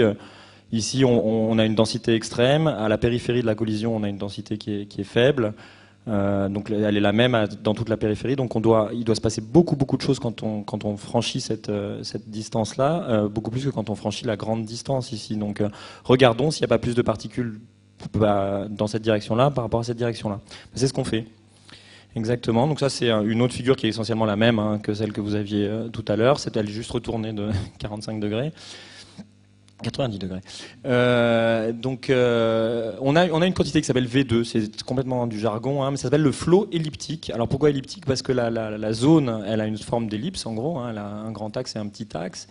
Et donc on mesure en gros la différence du nombre de particules qui sont là sur celle-là. Et on l'a traduit par ce paramètre qui s'appelle V2. Et j'ai fait l'exercice de conversion. Nous, on est habitué à cette unité-là, mais pas vous, évidemment. Donc j'ai fait l'exercice de conversion. Si on mesure un V2 qui vaut 0,25, par exemple, c'est en gros ce qu'on voit sur cette figure-là, j'y reviendrai. Ça veut dire qu'il y a 2 fois plus de particules qui sont émises par là que des particules qui sont émises par là. Alors, il faut bien se dire que les particules, elles savent pas. Elles savent pas. Une particule donnée, a priori, ne devrait pas savoir si la collision elle a eu lieu dans cet axe-là ou dans cet axe-là. Ça devrait être complètement démocratique dans ce plan-là. Toutes les particules devraient partir dans n'importe quelle direction et on devrait obtenir V2 égale 0 en fait. Donc, tout le monde part dans n'importe quel sens. Sauf si les particules se parlent et que donc elles comprennent bien qu'il y en a beaucoup moins dans ce sens-là que dans ce sens-là. Et donc c'est ce qui se passe. Et c'est même assez colossal. Il y a une extrême communication, une extrême interaction des particules dans le plasma de quark-gluon, donc dans cette ellipse, qui se traduit par cette valeur de V2 extrêmement grande. Donc là, c'est en fonction de l'énergie des particules. Pour plusieurs particules données, je ne rentre pas dans les détails, mais vous voyez que toutes les particules qui sont émises, et là il y en a 8 types différents, et y compris des particules et des antiparticules. Pour toutes les particules, on voit que ce flot elliptique est extrêmement fort. Donc toutes les particules sont préférentiellement émises selon le petit axe plutôt que le grand axe. Donc comme tu nous le disais, après il faut aller demander à un théoricien, il faut amener ces valeurs-là à un théoricien pour qu'il nous dise un peu ce que ça veut dire en termes de viscosité. Et ce que le théoricien nous dit, c'est que c'est une viscosité extrêmement basse. C'est un fluide parfait. Et en fait, c'est le fluide le plus parfait qu'on ait jamais fait. On estime qu'il est plus fluide que l'hélium superfluide. Donc ça veut vraiment dire que les quarks et les gluons dans ce petit milieu interagissent énormément entre eux d'une façon absolument colossale. Donc ça, c'est le dernier point qu'on voulait évoquer avec vous. C'est la dernière propriété du plasma qui a été très clairement vue. Et alors celle-ci, elle a été vue à RIC et au LHC dans à peu près les mêmes proportions. Il n'y a pas eu de surprise majeure au LHC sur cette quantité-là. Enfin, à part une que je vous ai gardée pour la fin. On a vu à peu près le même montant de flot elliptique au RIC et au LHC. Et alors pour finir, donc on va essayer de se résumer un petit peu. Donc on a vu qu'on avait mesuré donc à plusieurs endroits. On avait une au SPS, 2 au RIC et une troisième au LHC essentiellement. Plusieurs propriétés du plasma. On a vu qu'il était déconfiné, ça nous a été dit par la fonte des quarkonia. On a vu qu'il était chaud grâce à la mesure proposée par Sébastien des photons thermiques et faite par l'expérience Alice. On a vu qu'il était dense avec la perte d'énergie des hadrons. Et on vient de voir qu'il était fluide grâce à cette anisotropie d'émission des particules qui traduit une certaine collectivité. On n'a bien sûr pas pu tout vous dire. Il y a d'autres manifestations, d'autres signatures, comme on dit. Mais si on résume tout ça, il est assez clair, c'est complètement compatible avec le plasma de quark et de Lyon, et ça nous informe sur ses propriétés. Et donc je vous rappelle que, comme nous l'a proposé Sébastien au début, le plasma de quark et de Lyon, c'est sans doute l'état dans lequel était l'univers pendant ces premières microsecondes. Alors on va conclure, non pas sur une note positive, mais sur une note plutôt d'ouverture. Il y a un nouveau mystère qui est apparu il y a 1 an, en gros, un petit peu plus. C'est que certaines des observations qu'on vient de vous décrire, qu'on a vues donc en collision d'ions lourds, plomb-plomb, noyau-noyau, ont également été vus dans des collisions proton-noyau. Et je vous ai dit tout à l'heure qu'on n'attendait pas le plasma de quark et de Lyon dans les collisions proton-noyau. Alors c'est en particulier le cas du comportement fluide qu'on vient de voir là. Et donc aujourd'hui on est devant un espèce de dilemme. Il y a 2 idées en compétition. C'est est-ce qu'il faut revoir complètement notre compréhension du plasma? Je pense que pas tant de gens que ça ont envie de croire ça, mais ça se trouve c'est la bonne explication. On a plutôt envie de croire qu'en fait les collisions du LHC sont tellement violentes, l'énergie est tellement colossale que même quand un proton se retrouve en collision avec un noyau, peut-être que déjà une petite gouttelette, beaucoup plus petite que celle qu'on fait dans les collisions plomb-plomb, est créée, une petite gouttelette de plasma est créée dans ces collisions-là. Alors ça, c'est une histoire qui est à suivre, parce que comme vous le savez peut-être, sans doute, le LHC n'a pas fermé, il est en pause, il est en train l'énergie est en train d'être augmentée pour un redémarrage imminent.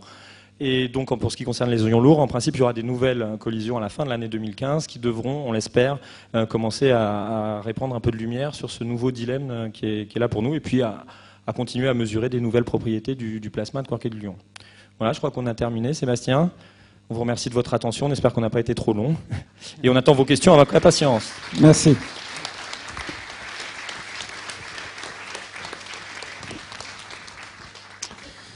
Voilà, la séance des questions est ouverte. Questions, commentaires, réclamations. Alors, moi, j'ai une question pour Sébastien, pour démarrer. Tu disais que... Bon, ça n'a rien à voir avec l'exposé, en fait. Tu disais qu'au Tevatron, ils ont fait des tops tout seuls, c'est ça? Des quark tops tout seuls? Oui, alors ce qui se passe, c'est que je vous ai dit que le top était le seul qu'on voyait. Alors c'est à moitié vrai, à moitié faux, comme tout ce que j'ai dit. Ce qui se passe, c'est que donc là, ce qu'on vous a dit, c'est que lorsque j'ai des particules qui sont créées, ensuite des quarks qui sont créés, ils se remettent ensemble et pour former des hadrons, donc les protons, neutrons, etc. Alors ça, c'est vrai, mais il faut leur laisser quand même le temps de se voir, de se parler pour se mettre ensemble. Et je vous ai dit d'un autre côté que les quarks, plus ils sont lourds, enfin je vous ai dit qu'ils étaient lourds pour la plupart et instables. Et en fait, le top, il est tellement lourd qu'il se désintègre très rapidement, plus rapidement que le temps nécessaire pour qu'il parle au quark environnant. Donc en fait, ce que vous allez récupérer, c'est pas le top. Le top, lui, il va se balader tout seul et ensuite il va se désintégrer, par exemple, en un B, qui lui va prendre le temps. Il a un peu plus de temps pour vivre, pas beaucoup, mais il réussit quand même. Et donc, lui, il a le temps de discuter avec son environnement pour former une particule composite. Mais le top, tout seul, on le voit, pouf, disparu. Donc on le voit pendant un très court instant, et il n'a pas le temps de sentir toutes ces histoires. Il est sensible à l'interaction forte, mais pas à la question du confinement. Donc oui, c'est le seul pour lequel on peut le voir presque nu, mais pas longtemps, vraiment pas longtemps. Les quarks s'habillent toujours pour sortir. Question? Oui.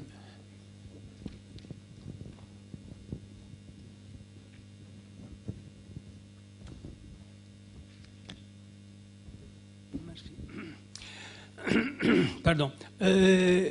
Vous avez parlé des particules non stables.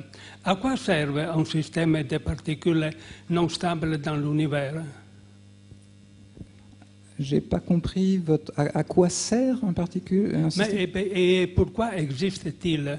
Ah, ça, malheureusement, j'ai pas la réponse à la question. Là, je peux simplement vous dire qu'on les a observés.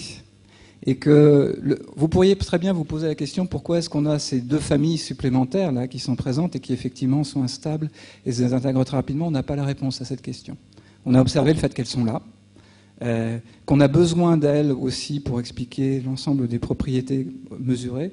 Mais pourquoi est-ce qu'elles sont présentes et à quoi elles servent dans ce cadre-là, je pense que personne n'a la réponse. peut-être pour élaborer, on a de la chance qu'il y ait des particules stables en fait. Parce que la plupart des particules se désintègrent en fait. Dès qu'elles ont quelque chose de plus léger dans lequel elles peuvent se désintégrer, elles se désintègrent. Donc on tombe comme ça sur les particules les plus légères.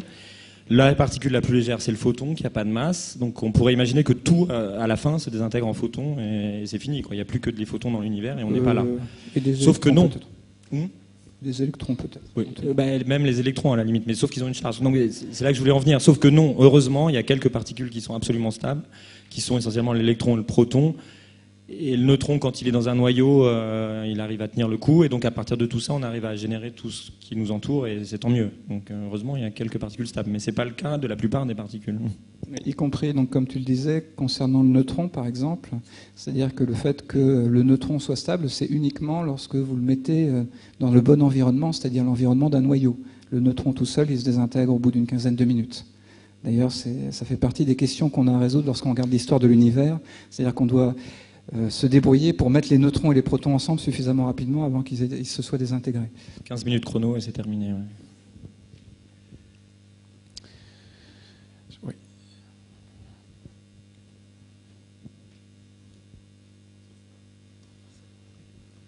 Oui, bonjour. Oui, cette température de 4000 milliards de degrés, comment l'appareil fait pour y résister ? C'est une bonne question, parce qu'elle ne le touche pas en fait. Donc on ne reçoit que la radiation de cette...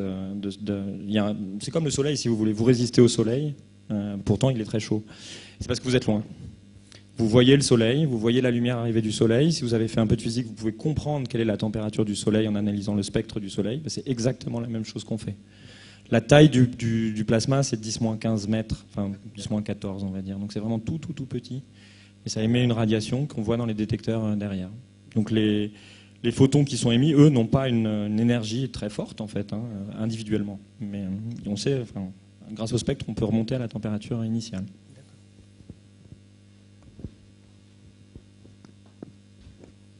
Alors, comme il n'y a pas trop d'autres questions, moi j'en ai une. Mince. Merci. Je débarque un peu dans votre univers et c'est vrai que Alice au Pays des Merveilles m'est plus facile. Mais pour être dans la continuité de la question qui vient de vous être posée, comment vous travaillez avec les ingénieurs pour passer de la réflexion, de la pensée, de l'expérience que vous allez mettre en œuvre et effectivement donc sa réalisation ? Parce qu'effectivement, à vous écouter tout à l'heure, atteindre ce niveau de chaleur, comment la matière de la mécanique qui vous sert à faire cette expérience tient le coup, etc. etc. Donc finalement, comment travaillez-vous avec les ingénieurs ?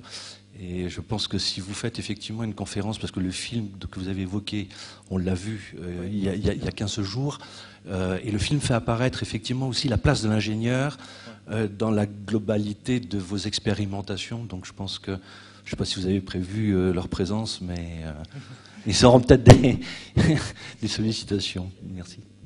Alors, bien. Alors, si vous avez vu le film, vous savez, mais peut-être pour tout le monde, on peut élaborer un peu. Donc, ce genre d'aventure scientifique est colossal, en fait. Donc, il y a, pour fabriquer le LHC, vous avez vu, ça fait 27 km de circonférence, c'est sous terre. Il y a des aimants des aimants qui n'existaient pas avant qu'on fabrique le LHC. Ils ont été conçus entièrement par des ingénieurs pour cette machine. Donc, il y a un nombre d'ingénieurs qui travaillent, d'ingénieurs, de techniciens, plein de gens qui travaillent dans ce but-là qui est absolument colossal.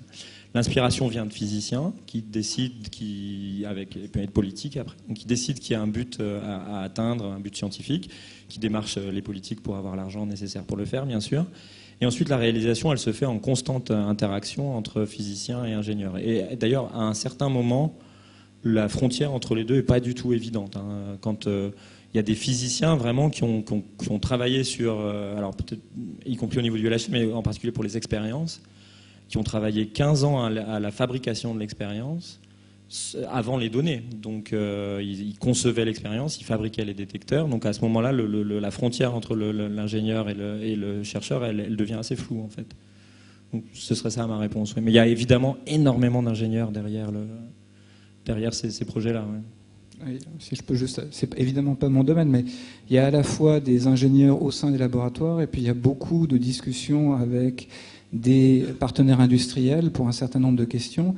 Et là, c'est à mi-chemin entre. À chaque fois, on prend ce que l'industrie peut fournir et on pousse un peu les choses. Donc, on est à la limite du prototype et de la fabrication en grande quantité, parce que d'un autre côté, on va vouloir faire un détecteur de taille gigantesque avec des éléments qui, a priori, sont des éléments qui n'ont le plus souvent pas encore été conçus par l'industrie. C'est-à-dire qu'on sait qu'en faisant l'extrapolation des techniques industrielles actuelles, on peut l'atteindre, mais il faut encore trouver l'industriel qui voudra bien le faire. Donc là, c'est un autre endroit où il va y avoir des discussions avec d'autres types d'ingénieurs qui sont plus orientés sur de la R&D industrielle, mais là encore, c'est un rôle très important à ce niveau-là. Et l'autre chose que je peux ajouter, c'est qu'effectivement, les temps entre le moment où il y a la conception, l'idée de l'expérience et celui de son actuel, sa véritable incarnation, on est quand même sur plusieurs décennies à chaque fois. Donc ça, c'est aussi des choses assez impressionnantes. Peut-être pour illustrer plus concrètement ce que vous dites, dans mon laboratoire, il y a moitié ingénieur, moitié chercheur, par exemple. Typiquement, les laboratoires qui font de la physique des particules ont en général un taux, on va dire, d'ingénieurs et de techniciens qui est beaucoup plus élevé par rapport aux autres laboratoires de recherche. Je ne sais pas dans ton laboratoire combien vous avez de... On a un ingénieur réseau pour 60 personnes et on est déjà très content avec ça. Et c'est à peu près le seul type d'ingénieur qu'on n'aura jamais l'occasion d'utiliser dans un laboratoire de physique théorique. Nous, c'est un ingénieur technicien, je compte les deux par chercheur, en gros. Enfin, en gros. Il y en a plusieurs, mais j'en glisse une petite. Sébastien, tu disais que le QGP était un superfluide, mais on dit aussi parfois que les noyaux sont superfluides. Et pourtant, les quarks là sont pas déconfinés. Est-ce qu'il y a une similarité entre les deux ou ça n'a rien à voir? Non, dans les deux cas, on utilise des modèles de la dynamique des fluides pour essayer de reproduire ce qui se passe. Mais en fait, là, je ne suis pas un spécialiste des réactions nucléaires, donc c'est pour ça que ma réponse va être un petit peu vaseuse probablement. Mais si je me souviens bien, ces questions-là vis-à-vis des noyaux, c'est lorsqu'on fait des déformations de noyaux et qu'on est en train de regarder leur séparation en fait. Donc là, c'est un phénomène un petit peu différent parce que là, on est en train de regarder plutôt la dynamique du système isolé, alors que ce qu'on évoquait, c'était l'ensemble d'un milieu contenant des tas de quarks et de gluons. Donc dans les deux cas, on a des phénomènes qu'on peut modéliser par l'hydrodynamique, mais en fait, le type de milieu qu'on est en train de modéliser est assez différent. Donc c'est pour ça que je pense que la définition de ce qu'on entend par superfluide dans les deux situations se rapporte à des classes de modèles relativement distincts. C'est à cause du type de phénomène qu'on veut modéliser. D'accord, merci. Alors, il y avait monsieur d'abord. Oui, bonjour. Ce que vous nous avez présenté concerne essentiellement la matière ordinaire. Est-ce que les résultats que vous obtenez permettent d'avoir le début du commencement d'une explication de la matière noire? Non. Non, parce qu'effectivement, c'est pas ce champ de recherche-là. Mais on va élaborer un peu sur cette question quand même. Donc, comme je le disais tout à l'heure, j'ai parlé du Higgs et de la supersymétrie et ce genre de choses-là. Donc, au LHC, dans le programme Proton-Proton, on cherche absolument à découvrir des nouvelles particules. On ne ferme pas les yeux, on regarde partout où on peut regarder pour voir s'il n'y aurait pas des nouvelles particules qui apparaîtraient. Et certaines d'entre elles pourraient répondre à la question de la matière noire. Donc c'est un espoir, un vœu peut-être un peu pieux, parce que pour l'instant on n'a rien vu, hein, mais si jamais on voyait une particule nouvelle, complètement nouvelle, qui ne se désintègre pas au LHC, ce serait un bon candidat pour expliquer la matière noire. Maintenant, il y a un candidat qui éventuellement pourrait être fabriqué en collision d'ions lourds et pas en collision proton-proton. Donc il y a effectivement un tout petit, dans ces collisions-là, il y a un tout petit espoir de trouver un candidat pour la matière noire, mais il n'a pas non plus été trouvé. Donc voilà.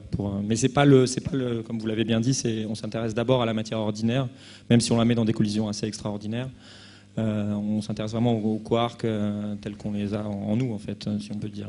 Oui, si je peux juste rajouter, évidemment, ce que tu as dit est tout à fait correct. Il y a aussi une question simplement de ce qu'on veut faire avec l'énergie disponible pour la collision. Dans un cas, on veut vraiment essayer de mettre toute l'énergie disponible pour utiliser E égale MC2 pour produire une particule ou deux particules de matière noire, alors que dans l'autre cas, on essaye de répartir toute cette énergie pour créer un milieu, et avec une certaine agitation, donc des propriétés collectives. Il y a un point par contre qui n'est pas la matière noire mais sur lequel ce genre de choses peut avoir un rôle, et je l'ai évoqué très rapidement, c'est le fait de la modélisation d'effets astrophysiques. C'est-à-dire que lorsque je regarde des étoiles très denses, très compactes, je suis en train de regarder de la matière nucléaire dans des états très particuliers de densité, de température. Et justement, avoir des informations plus précises sur le diagramme que je vous ai montré vous permet aussi de connaître un petit peu mieux, de modéliser un petit peu mieux ce qui peut se passer, par exemple, dans des étoiles à neutrons. Donc ça, c'est un endroit où il y a un contact. Mais je suis d'accord que ce n'est pas avec ce type-là d'expérience que vous aurez une explication pour la matière noire. Ou alors, ça nous surprendra tous de façon inattendue, peut-être. On a toujours des surprises, mais ce serait surprenant. Évidemment, le candidat de matière noire qu'on pourrait obtenir là, c'est un échafaudage de quarks, de pas mal de quarks, qui pourrait être un candidat à la matière noire. Mais bon, pour l'instant, oui, c'est pas le plus. Non, c'est pas le préféré. C'est pas le favori du tout. Donc. Vous avez dit que les neutrons, lorsqu'ils n'étaient pas proches du noyau d'un atome, se désintégraient rapidement au bout de quelques secondes. Comment mesure-t-on leur durée de vie? Parce que dans le LHC, il y a une grande quantité d'événements. Alors comment attribuer aux neutrons une durée de vie de quelques secondes et comment vous faites? Alors c'est plutôt de l'ordre de la quinzaine de minutes.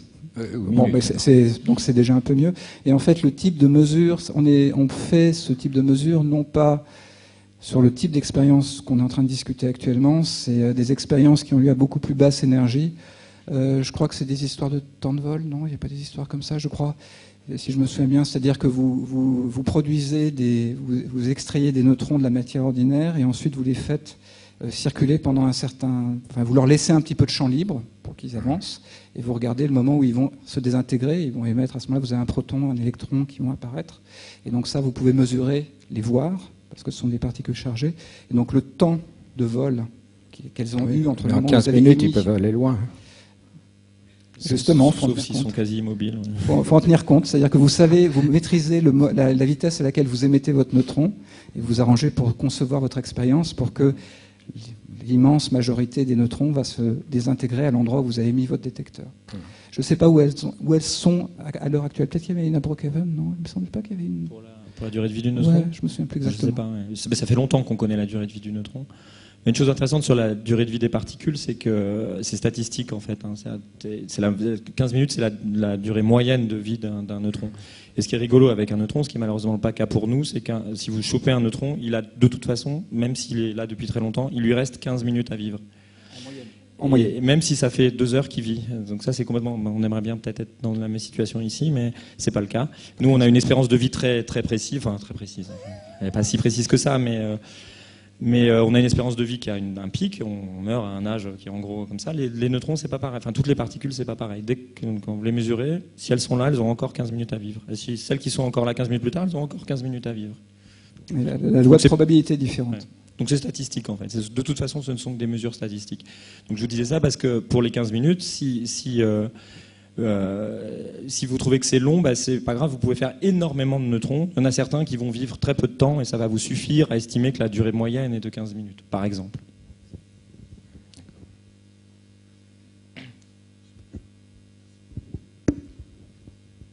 Il y avait des questions devant, mais... madame. Oui, si je peux me permettre de me demander si vous pouvez revenir théoriquement, bien évidemment, sur la production des plasmas à notre mesure, puisque ce qui je trouve intéressant, pour moi, l'énergie égale vie, si on peut considérer ça sur ces points-là, il n'y aura peut-être pas beaucoup de discussions. Alors, ce qui est très frappant qu'au milieu de notre planète, il existe déjà du plasma. Si on parle des noyaux terrestres, il est bien évident qu'une partie, c'est du plasma. Alors, c'est de la vie, dans certains sortes, point de vue astrophysique. Et puis, on n'est pas obligé de comprendre ces plasmas comme état de matière où on applique agressivité de la vitesse, comme ça se passe dans la collisateur des particules. D'où est ma question. Est-ce qu'il y a des moyens d'examiner l'état des plasmas prenant en compte d'autres techniques que l'accélérateur des particules? parce qu'il nous applique d'agressivité qui applique à nouveau désintégration des particules. À quoi ça nous sert? Si on cherche le début de la vie dans l'espace, ce n'est pas le meilleur moyen, à mon avis, puisque ce n'est pas la vitesse qui a engendré la naissance de la matière. Ça doit être d'autres choses, mais absolument relié avec le plasma. Pour moi, peut-être par une intuition, c'est le plasma qui est source de la vie, de toute la vie et de toute la particule dans le bon sens des termes. Voilà, le sens, si on peut dire même, éternel. Alors, et puis, notre noyau terrestre n'est pas pour rien, mais je ne vais pas dire qu'on l'agresse pour étudier, mais théoriquement, on est en mesure sûrement d'étudier plein de choses, mais si on peut éviter l'agressivité des particules, peut-être ça nous appliquera d'autres angles de vue sur ces points-là. Et ça pourrait être très, très intéressant. Merci. Voilà, ça dépend un peu de vous êtes agressif comme la vie, mais alors, comme Sébastien l'a dit, en fait, si on pense au plasma de Kerkhoff-Gluon, il y a un autre espoir éventuel de l'étudier qui serait le plasma qui est dans certains cœurs d'étoiles. Donc là, on ne recevrait que je n'irai pas toucher l'étoile, évidemment. On ne recevrait que les signaux qui viennent de cette étoile-là, et on l'étudierait. Malheureusement, elles sont loin, les signaux ils se résument en une poignée de nombres, il n'y a pas énormément d'informations. Donc aujourd'hui, on n'a pas de signaux très clairs qu'on a détecté une étoile qui serait à quark et pas à neutrons dans l'univers. Donc ce moyen d'étude-là n'existe pas.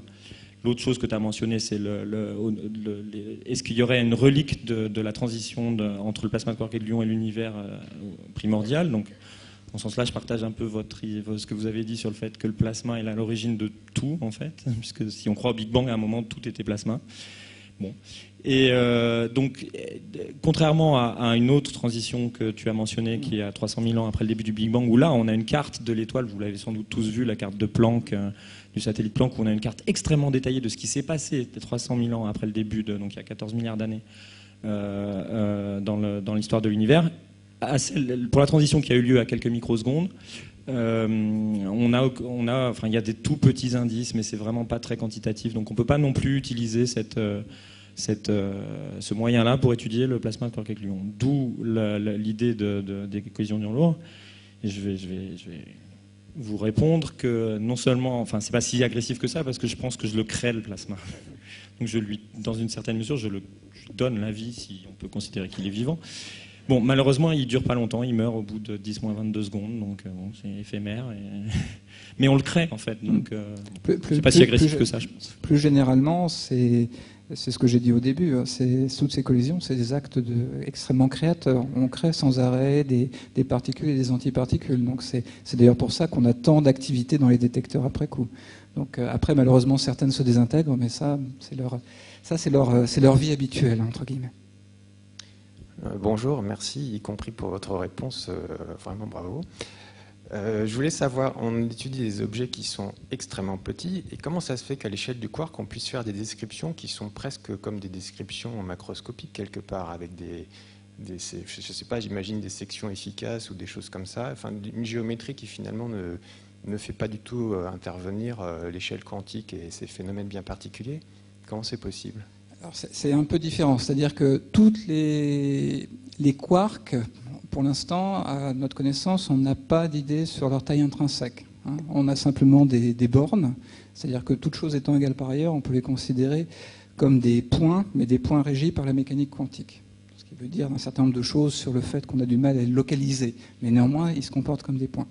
Par contre, il y a effectivement des distances qui apparaissent en termes de leur région d'interaction. À partir de quel moment on sent vraiment, quand on se rapproche d'un quark, par exemple son interaction forte, des choses de ce type-là. Et donc là, vous avez des distances qui interviennent, qui sont toujours des distances petites, mais qui commencent à être des distances qui ne sont pas zéro. Donc là, à partir de ce moment-là, vous pouvez commencer à avoir des descriptions qui commencent à être géométriques vis-à-vis du comportement de ces objets. Donc ils sont ponctuels, mais ils peuvent avoir des domaines d'interaction qui sont des domaines finis dans l'espace. L'autre point, alors ça c'est un point un peu différent, c'est que ce qu'on décrit à certains moments, c'est aussi des comportements collectifs. Et donc à partir de ce moment-là, on passe d'une vision ponctuelle à une vision globale d'un milieu.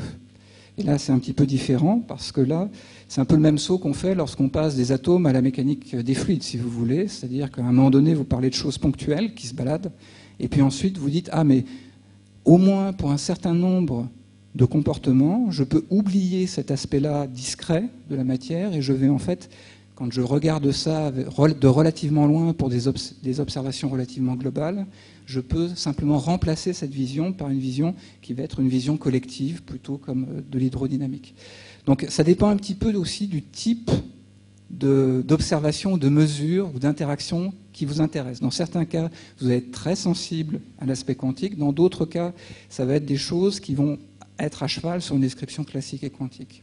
Ça veut dire que vous savez à peu près combien d'atomes de plomb sont dans les paquets, en fait. Oui, ça on sait très précisément en fait, mais même peut-être je l'ai mal décrit, mais en fait chaque collision c'est un seul atome de plomb sur un seul atome de plomb. Ah oui, d'accord. Ouais, ils ne sont pas collés les uns aux autres. Pas complètement ouais, non, c'est pareil quand on fait des collisions proton-proton pour découvrir le boson de Higgs. On en met beaucoup, mais quand on regarde un événement, la production du boson de Higgs, elle est faite avec juste un proton et un proton. Chaque goutte de plasma, elle est faite avec juste un ion plomb et un ion plomb. D'accord, merci beaucoup. Alors après, pour rebondir un peu sur votre question, on en fait tellement, il y en a tellement qu'il peut arriver que par hasard, il y en ait deux en même temps dans les détecteurs, et ça c'est un problème expérimental qu'on a et qu'on doit traiter. 2 ou plus, mais les choses qu'on cherche sont créées dans une seule de ces interactions. C'est tout petit. Hein.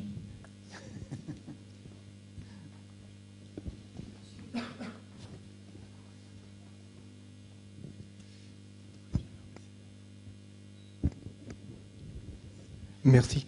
Pour revenir sur la question évoquée entre cette science, je dirais fondamentale, et puis la technologie, dans le film Particle Fever, il y a un chercheur qui, un peu par boutade, dit là-dedans, il n'y a aucune retombée attendue, etc. C'est sûr qu'il n'y a pas de retombée attendue. Vous avez déjà cité les aimants.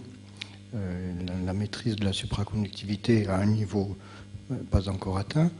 Je ne sais pas, pour le novice, il y a des domaines qui semblent aussi très très nouveaux. C'est toute l'instrumentation, les capteurs de particules, toute l'informatique qui est derrière, etc. Est-ce qu'il y a d'ores et déjà des pistes d'application possibles ? Je vais prendre votre question avec beaucoup de recul et vous raconter un peu une histoire, je crois. À un moment, le CERN a été menacé. Son existence a été menacée par essentiellement les Anglais, qui voulaient arrêter le financement. Et donc le CERN a été un peu obligé de répondre à la question à quoi on sert. Je ne sais pas si vous avez déjà vu ça, mais le document qui en est sorti est très très intéressant. Donc la réponse quasi unanime de toute la communauté, c'est qu'avant tout, on sert à créer du savoir. Effectivement, on ne sert à rien, sauf si vous pensez que le savoir c'est important. Donc c'est la première réponse, c'est quasi philosophique, c'est-à-dire qu'on sert, le premier but c'est de se pencher sur l'origine de l'univers, sur tout ça, ce genre de choses-là. C'est le premier but. Le deuxième but, c'est que la deuxième chose, c'est que c'est pas parce que personne ne peut imaginer de retombée directe aujourd'hui de notre sujet de recherche, du boson de Higgs, du plasma de Cork-Gluon et tout ça, que demain il n'y en aura pas. Hertz, l'inventeur des ondes, disait qu'il pensait que les ondes ne serviraient jamais à rien. Quand on voit le monde dans lequel on vit aujourd'hui, on peut considérer qu'il s'était bien trompé de ce point de vue-là, mais pas du point de vue des ondes, puisqu'elles nous ont bien servi. Et il y a toute la science est pavée d'exemples comme ça. Même la relativité générale sert pour le GPS, par exemple. Il y a des corrections de relativité générale pour le GPS pointu. Donc même si Einstein, je pense, à tous les coups, pensait que ça ne servirait pas à grand-chose dans la vie quotidienne des gens, aujourd'hui, c'est pas des grosses corrections, mais quand même. Donc ça, c'est la deuxième chose. La troisième chose, et c'est peut-être là que vous vouliez en venir, c'est effectivement les retombées technologiques. C'est-à-dire que la technologie qu'on utilise pour faire ces découvertes-là sont des technologies qui n'existent pas, en fait, en partie. Donc les aimants du lâcher n'existaient pas, ils n'existaient pas avant, il fallait les fabriquer pour les faire. Pareil pour la détection et tout ça. Et donc là oui, cette technologie-là, elle a des retombées assez directes, mais c'est assez continu, je dirais. C'est-à-dire que les deux grandes voies dans lesquelles c'est l'accélération, c'est-à-dire que les accélérateurs de particules ont aujourd'hui une utilisation assez commune. Enfin, vous savez quel est l'organe dans lequel il y a plus d'accélérateurs aujourd'hui ? C'est pas les centres de recherche, c'est pas les universités, c'est les hôpitaux. C'est dans les hôpitaux qu'il y a le plus d'accélérateurs de particules aujourd'hui pour traiter le cancer. Donc ça, c'est une retombée assez immédiate. Et donc dans ces technologies-là, aujourd'hui, il y a une nouvelle technologie pour traiter le cancer qui s'appelle l'hadron-thérapie, qui est aussi une retombée naturelle, une retombée de la technologie des accélérations de particules. Et puis de l'autre côté, pour la détection, les techniques d'imagerie qui sont utilisées en particulier pour le médical sont aussi des choses importantes. Donc voilà, il y a plein de retombées. Il y a aussi toujours Internet que les gens citent en exemple, puisque Internet a été en partie fondé, fabriqué au CERN par une communauté de gens qui avaient besoin d'échanger des informations, qui étaient répartis sur la planète. Donc avant que nous on utilise Internet, les physiciens des particules l'utilisaient. Et ils ont inventé un protocole qui soit libre, parce qu'ils n'avaient pas de limite, quoi. Ils ont franchi les frontières comme ça. Ça, c'est la quatrième chose que le CERN met souvent en avant, c'est aussi cette physique. Alors, c'est une retombée un peu différente, c'est une physique qui casse les frontières, politiques en particulier. Il y a très peu de politique au CERN, en fait. Les gens se mettent ensemble, ils font des recherches. Moi, je vois des Iraniens travailler avec des Israéliens, par exemple, ce qui est assez surprenant quand on voit le monde aujourd'hui, quoi. Donc, ça, c'est les 4 grands pans qui rendent pour moi un organisme comme le CERN très intéressant, mais c'est le troisième qui vous intéressait le plus sur les retombées. Je ne vois pas de retombées au-delà d'un truc très général comme ça sur les accélérateurs et la détection qui servent de partout, enfin de plus en plus. Je ne vois pas d'exemples très précis. Mais... Je peux rajouter mon grain de sel simplement là-dessus. C'est-à-dire qu'il y a effectivement tout l'aspect, mais qui a déjà été mentionné, de mise en commun de l'information au point de vue informatique. Donc là, il y a ce qu'on appelle la grille, qui est un outil de communication, un des nombreux moyens de partager l'information sur le plan informatique. Et puis, en tant que théoricien, je vais quand même donner un petit exemple qui est légèrement différent. Je vous ai montré tout à l'heure une espèce de grand hall avec des armoires qui étaient en fait des armoires informatiques. Donc ça, c'est des superordinateurs qui sont utilisés pour la modélisation et le calcul de l'interaction forte. Et en fait, là, pour le coup, c'est parmi les calculs qui sont les plus exigeants en termes de puissance informatique au monde. Et donc, par exemple, lorsque IBM a voulu concevoir de nouvelles architectures informatiques pour augmenter la puissance de ses supercalculateurs, il s'est d'abord inspiré de ce que les gens qui étudiaient l'interaction forte, théoriciens qui étudiaient l'interaction forte, faisaient. Et en fait, il y a eu un dialogue très très poussé pour concevoir de nouvelles architectures informatiques. Et ensuite, ça a été appliqué dans d'autres domaines. C'est-à-dire que maintenant, les gens qui font l'étude de repliement de protéines, par exemple en biologie, utilisent des ordinateurs dont les architectures sont inspirées de ce que les théoriciens de QCD ont fait à l'époque. Et ça continue à être le cas. C'est-à-dire que moi, j'ai des collègues dans mon laboratoire. Quand le Centre de calcul national, qu'est l'IDRIS, a besoin de faire des tests sur une nouvelle machine, ils sont les premiers à être appelés parce qu'ils savent, les gens de l'IDRIS, les gens de ce centre de calcul, savent qu'eux, ils iront pousser la machine dans les derniers retranchements à cause du type de calcul qu'ils font. Et donc ça, c'est un autre aspect qui est très développé et qui est développé en particulier parce que nous, on a besoin de cette puissance de calcul beaucoup plus que d'autres domaines. Ça peut sembler étrange, mais entre autres, une des raisons, c'est qu'on travaille à 4 dimensions. Et que donc ça rajoute immédiatement un niveau de complexité supplémentaire dans tous les calculs. Oui, bonjour. Une petite question pratique. Vous avez dit que vous utilisez des collisions de plomb 1 mois par an. Est-ce qu'il y a, mis à part le changement de la source, est-ce qu'il y a des modifications des détecteurs ou de machines pour passer de protons à plomb? Très peu en fait. Non, il y a des détails, mais non, essentiellement, les machines sont essentiellement les mêmes. Donc, vraiment au niveau matériel, c'est-à-dire on ne déplace pas de détecteur, on ne fait pas des choses comme ça, enfin, par une ou deux exceptions, mais par contre, ce qu'il faut changer, c'est la stratégie d'analyse derrière. C'est-à-dire qu'on ne peut par exemple pas enregistrer toutes les collisions, c'est impossible au bout d'un certain. Enfin, dès qu'on augmente ce qu'on appelle la luminosité, c'est-à-dire le nombre de collisions qu'on nous délivre, on n'a pas assez de moyens informatiques et de rapidité informatique pour tout enregistrer. Donc on a des systèmes en ligne qui sélectionnent les événements qu'on veut garder, les collisions qu'on veut garder. Et donc ça, par contre, ça change radicalement entre les collisions proton-proton et les collisions plomb-plomb. C'est ça l'enjeu le plus compliqué du point de vue expérimental, du point de vue des expériences, à mettre en œuvre quand on passe de proton-proton à plomb-plomb. Il faut complètement changer ce qu'on appelle le menu de déclenchement, c'est-à-dire décider sur quels éléments on déclenche et sur lesquels on laisse partir sans les enregistrer. C'est essentiellement ça. Et au niveau de la machine, par exemple, le LHC garde le même courant dans les aimants. C'est-à-dire que tout le schéma magnétique du LHC reste exactement le même. Si on devait le changer, ça coûterait pas mal de temps, en fait.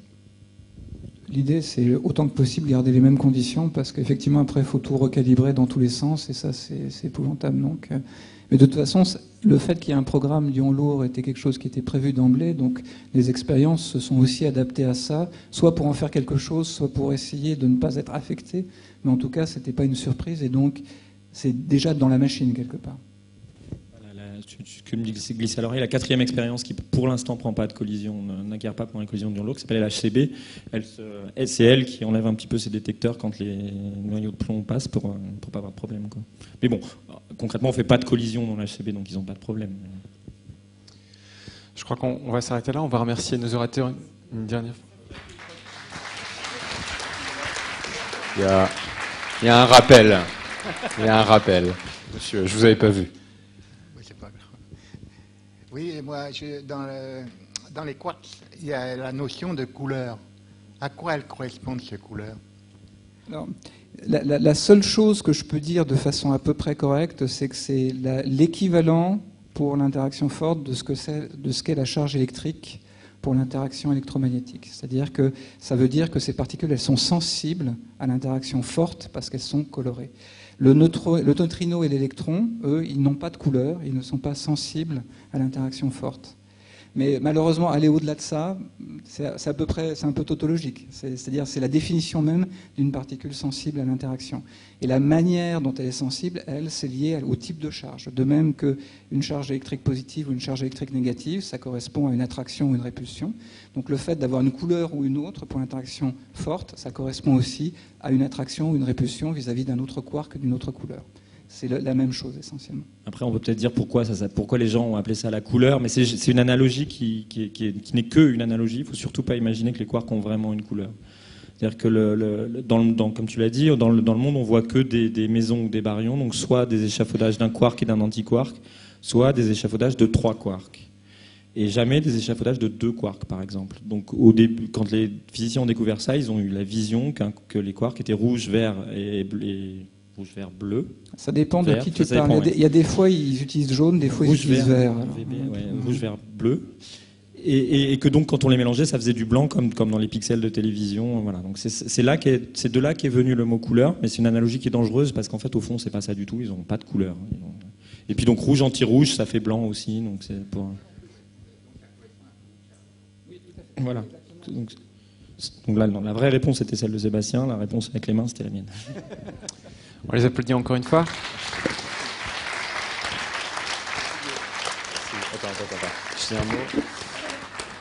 Donc, rendez-vous la semaine prochaine pour l'avant-dernière conférence du cycle qui sera dévouée à l'expérience dont on n'a pas parlé aujourd'hui ni la semaine dernière, LHCb, et donc qui traitera du quark beau et de la symétrie matière-antimatière.